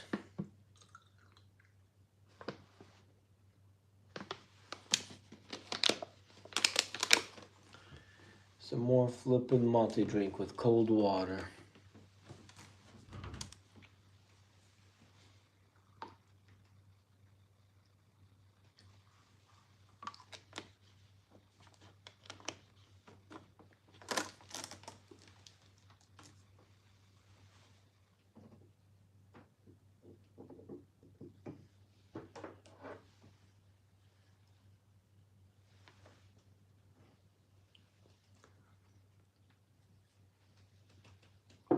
Alrighty.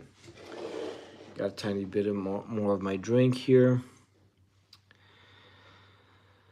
Okay, let me see. Maybe I should add, let's see, go to crypto.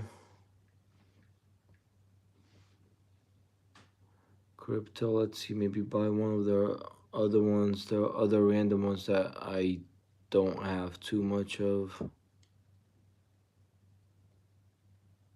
So I got almost all the cryptos. Maybe I do have all the cryptos that Robinhood has. Yeah, I think I do have all of them. That's kind of funny. I got all of them. That's crazy. I've got all the buyable cryptos on Robinhood that they have. That's pretty crazy.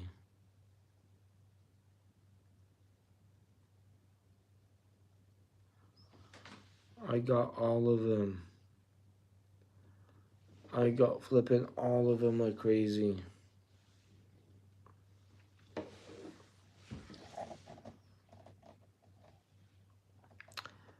Let's see, maybe since I got all of them, I could buy one of them. Let's see, I think I tried to add that one. Maybe I'll add this one a little bit. See how far down it went. It's like not too much movement. Everything's kind of not moving too fast. Maybe I'll add a couple of dollars to this thing at the moment.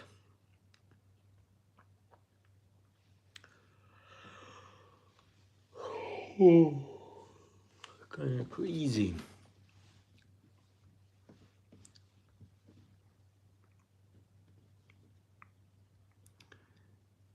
Let's see, maybe a little bit of this one.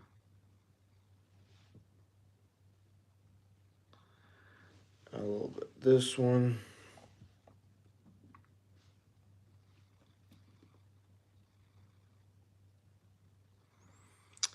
Let's see, so I got some stuff going. Let's see, let me go back to the gold, like futures gold, and see how that's doing. Oops. Okay, so the gold's still kind of bouncing around a certain price range. We'll see what it does. Kind of sort of halfway see what it does.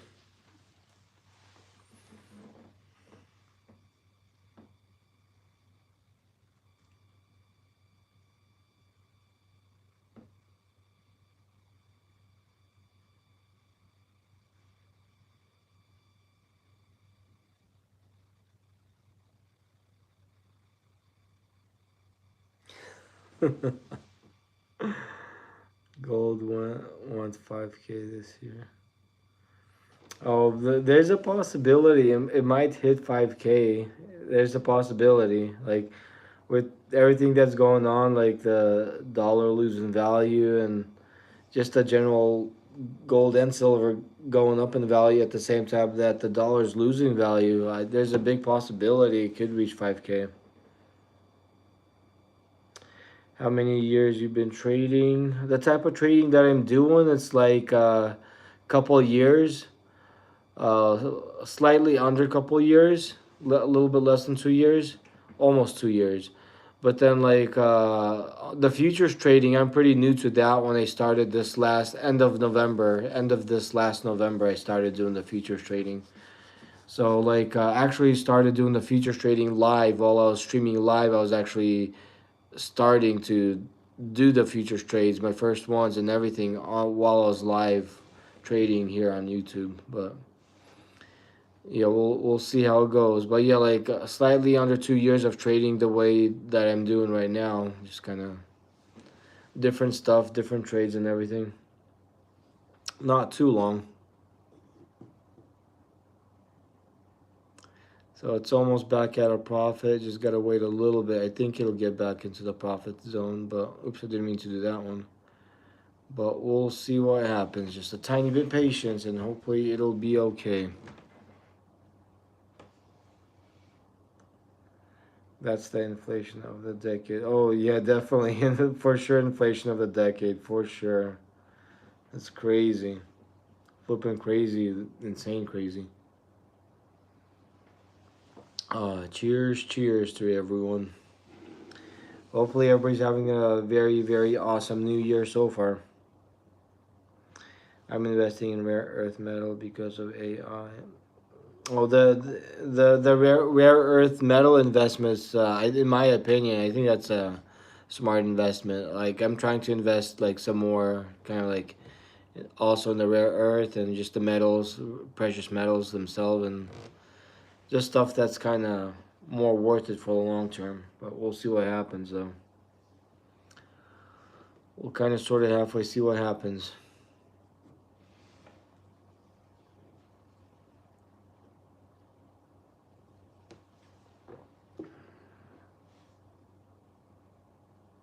We longing gold? Yes, at the moment I'm longing the gold, but currently I'm down a little bit. Sometimes it goes down. Like at some points, it's a little bit in the profit, but I'm kind of still in it. We'll see what happens. I think eventually, once it gets in a tiny bit of a profit zone, maybe I might get out. But yeah, I'm longing gold right now.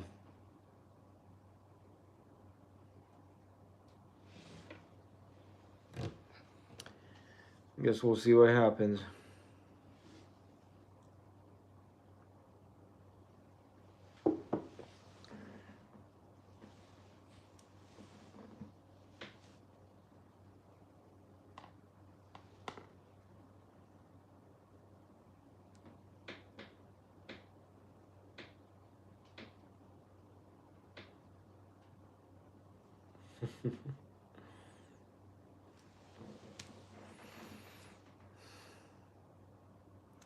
I bottom ticked gold and got out a good area. Oh, I see. I see.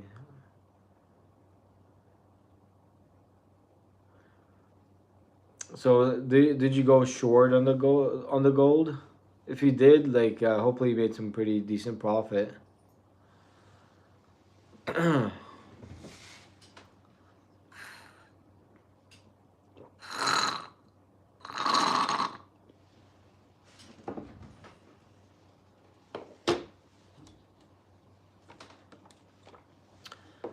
What's some more water thingy?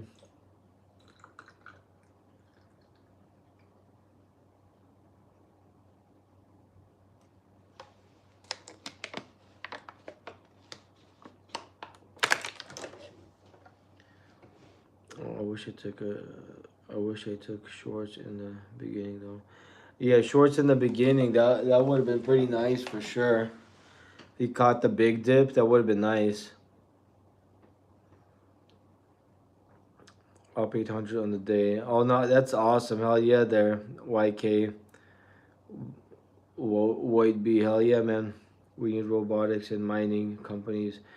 I got in at and plan to add more STVA, Nitro, ADM, TSN, and EE and ENT. Things that governments take control over in your future, in my opinion. That kind of makes sense. Hell yeah. I wish I took shorts. What about lithium ETF? LIT, 73% growth in the last 6 months. What's the trade? Well, the trade here is on this one I'm going long. So like currently I'm down a little bit, but it kind of moves up and down like crazy. I think once it gets into at least a little bit of profit, I might get out, but I'll kind of see. So I'm kind of longing at the moment at this point. So I'm gonna take a screenshot of this thing to kind of save some of the names of the tickers here. I could probably maybe add to eventually or something. I took a picture of it. Let's see, check out the lithium ETF LIT. Let's check out LIT.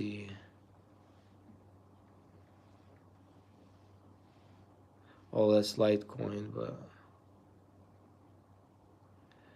Global X Lithium and Battery Tech. I guess that one, right?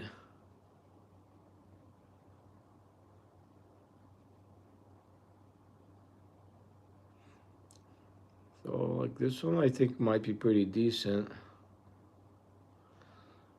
So I'll probably add it to my first list here.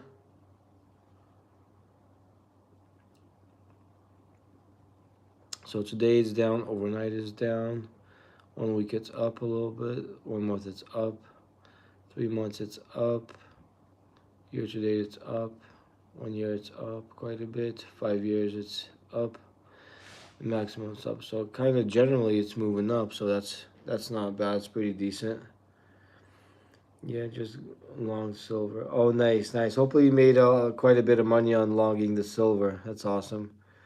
We got to see what London gonna do. I know, right? The London market might go crazy potentially.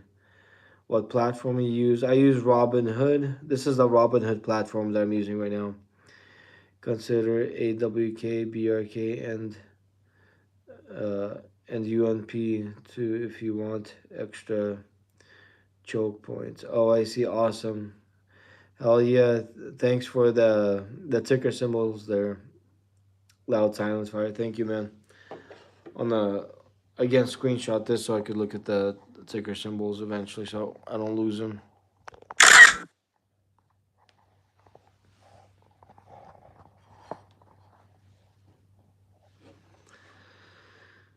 Let's say this one, LIT, tracks the market cap weight index of global lithium, so it looks pretty decent.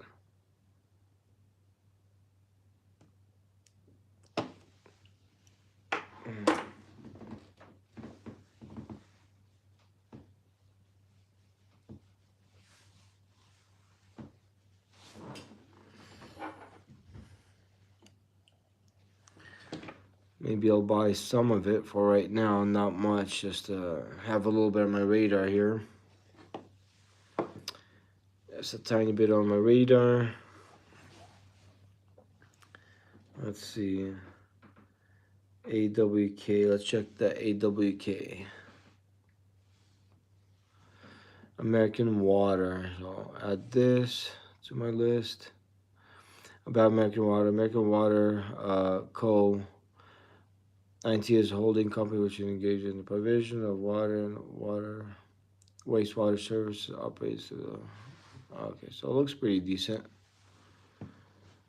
Let's see, 1 week is down, 1 month is down, 3 months is down, year to date is down, 1 year it's up, 5 years is down, maximum it's up quite a bit, so it looks pretty decent. At least I have it on my watch list. Let me check the other one now. BRK, let's check BRK. Just got my first payout of the year. Oh wow. Well, like even if it's the first payout, but it's nice having a payout. That's awesome. Hell yeah, there. YK Void B 4930. Hell yeah, man. That's awesome. Let's see. AWK. Oh, so that's American Water. So I just checked that one. So let's see. BRK. Yeah, that's the one I want to add. BRK. So BRK doesn't have a. Looks like it doesn't have a normal BRK. It's BRK. Oh, BRKB. Okay, I see. BRKB.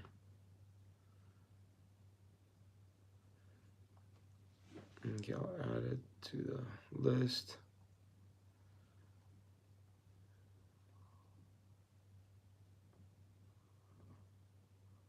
Yeah, because it was kind of down a little bit. Like maybe eventually it might start moving up. But yeah, this one should be pretty decent for the long term. I'll probably add a little bit more to that one later, but this one's good for a long term type of investment. Not financial advice though. And UNP, so UNP, let's see. UNP, United Pacific. Okay, so I got that one on my watch list. Let's see what it's about.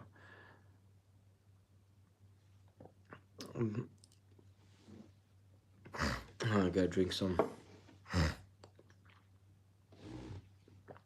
United Pacific Corp engages in the provision of railroad and high freight transportation service. It delivers the goods families and businesses use every day with safe, reliable, and efficient services. The company connects its customers and communities or whatever. So I see what that's about. It seems pretty decent.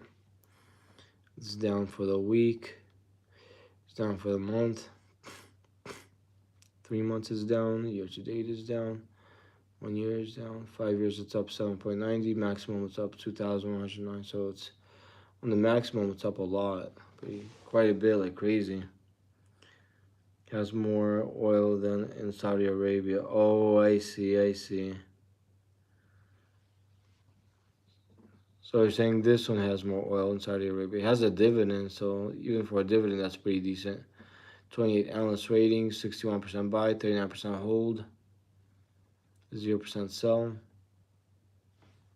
Maybe add a little bit to this one, a couple bucks for now. Have this on the radar a little bit. Volume gets bigger. Nice, nice. That's awesome. Hell yeah.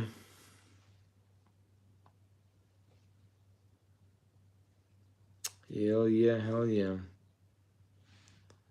Let me see what Bitcoin's doing. BITC. So Bitcoin like it dipped like to 89,000, but went back up to 90,000, which is nice. We'll see what it does. Maybe if it keeps on going up a little bit, maybe it'll do good. We'll see what happens.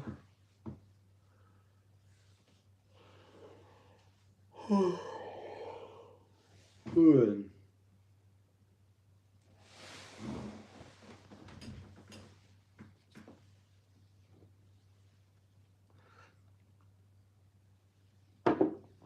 I drink some more water.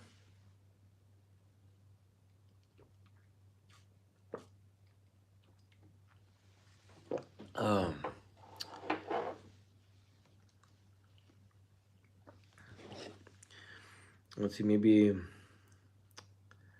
volume gets bigger. Talking about the country Venezuela. Oh, I see the country Venezuela. Makes sense. Makes sense. Crypto is for the birds.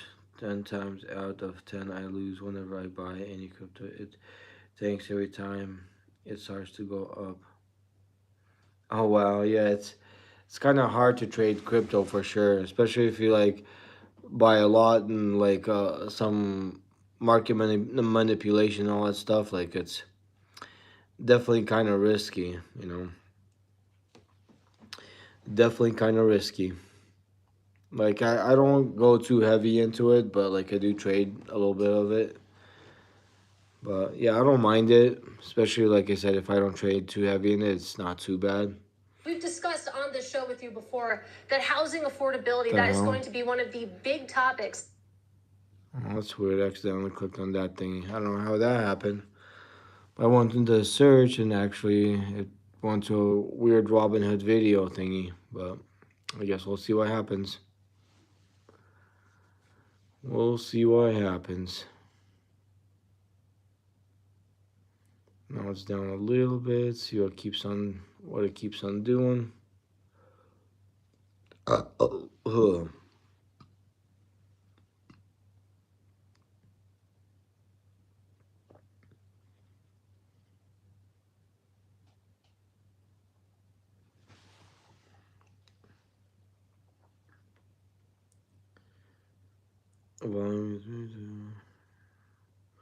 Crypto's words.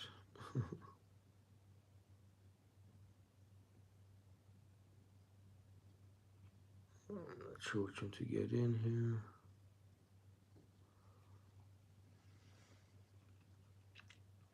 Oh, the Netflix thingy. Netflix pretty decent for the long term, but maybe if it dips down some more, I might get some more of it later.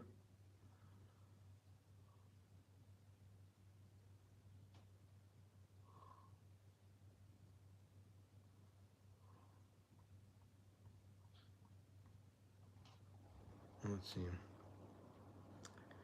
Crypto is held down like silver back in 1970. They short the big holder to death if they forced to sell their target. They will overload the selling book. There are warning to 50K Bitcoin. Oh wow, that's crazy. That's flipping crazy.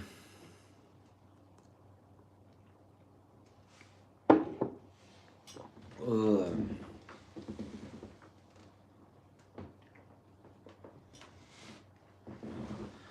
Maybe I should ask the paper, like if eventually Bitcoin will reach 200K.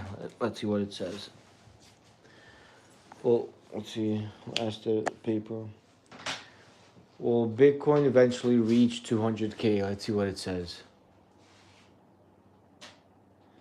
So it says no. Will Bitcoin eventually reach 190K? Let's see what it says.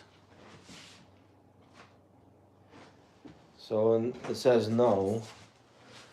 Let's see. Will Bitcoin reach 300K? Let's see what it says.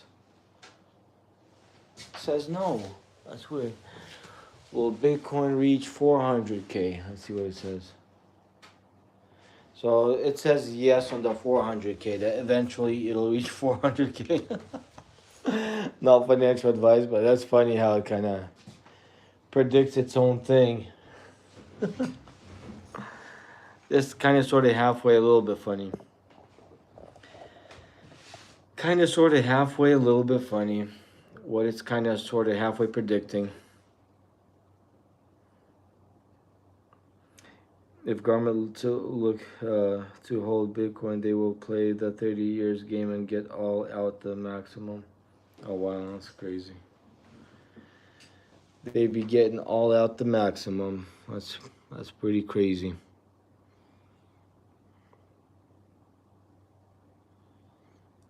Let's see, which one should I look at? So a lot of the crypto's dipping. You can see it in the red. See how far down it's gonna go. See kind of sort of halfway how far down it might potentially go.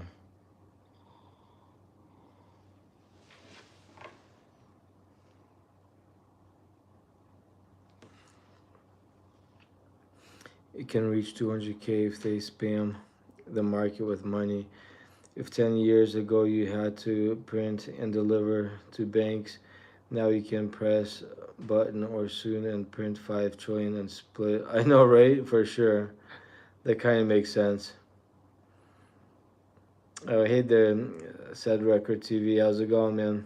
But yeah, it's pretty crazy what they kind of do with the manipulation and all the printing and all the weird stuff. It's just pretty crazy. That's why like inflation is like crazy and everything else. It's like everything adds up kind of to this weird economy, flipping weird economy.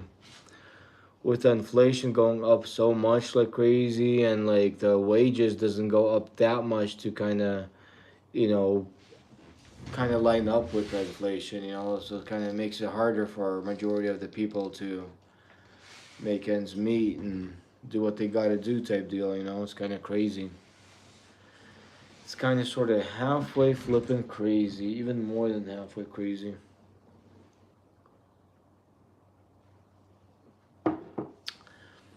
Let's see, maybe I'll get a tiny bit of this thingy.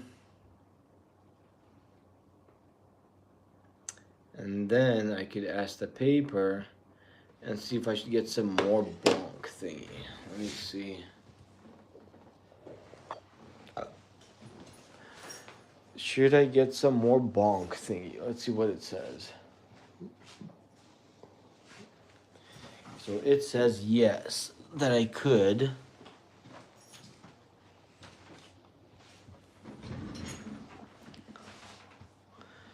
It said I could get some more of the bonk thingy. Trade buy, get a couple more bonks, just in case, just for the heck of it. Okay.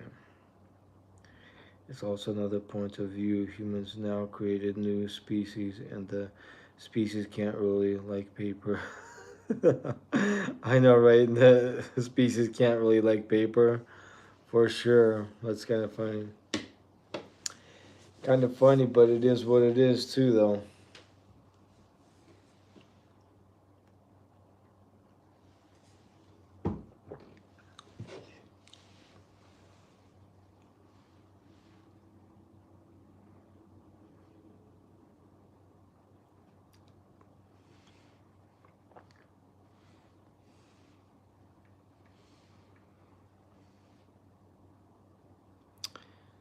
So this one's kind of doing its own thing.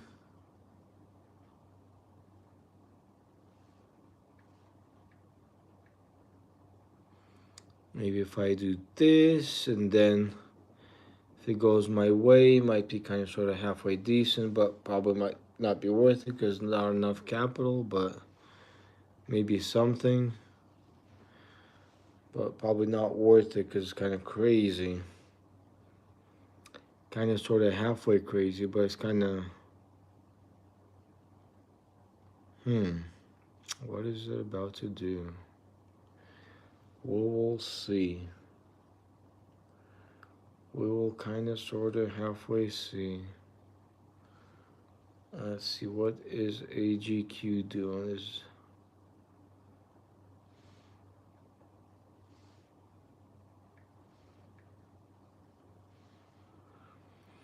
So AGQ is dipping, which is kind of a good thing because if it's dipping, I might maybe go long. Because I kind of got out, like made a tiny bit of profit on this thingy, but maybe if it dips some more, I could get a potential leaps option and ride it back up eventually. Maybe I might do that, but obviously right now the market's closed, so I won't do the options. But it's a good time to kind of see what it's up to. Maybe before doing options, add a tiny bit more as is to kind of control it better a little bit. To kind of sort of halfway control it better.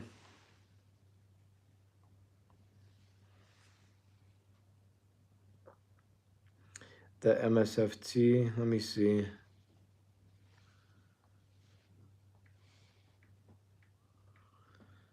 Okay, MSFT, Microsoft. Okay, so, oh yeah, it's 12 o'clock hit, so obviously it's a new day right now. But at least at the moment, it looks like it's kind of downtrending, but we'll see what potentially it might do.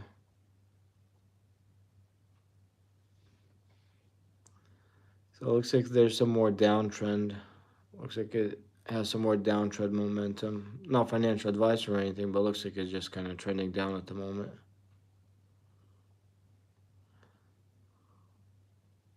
On the shorter time frame, looks like it's slightly going up, but like the longer time frame looks like there's some more downward momentum.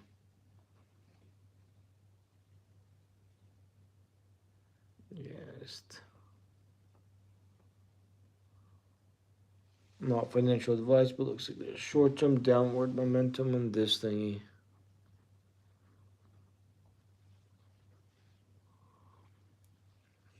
Alrighty, and then the gold, the whole chart thingy change. If I go live, see how the live thingy moves.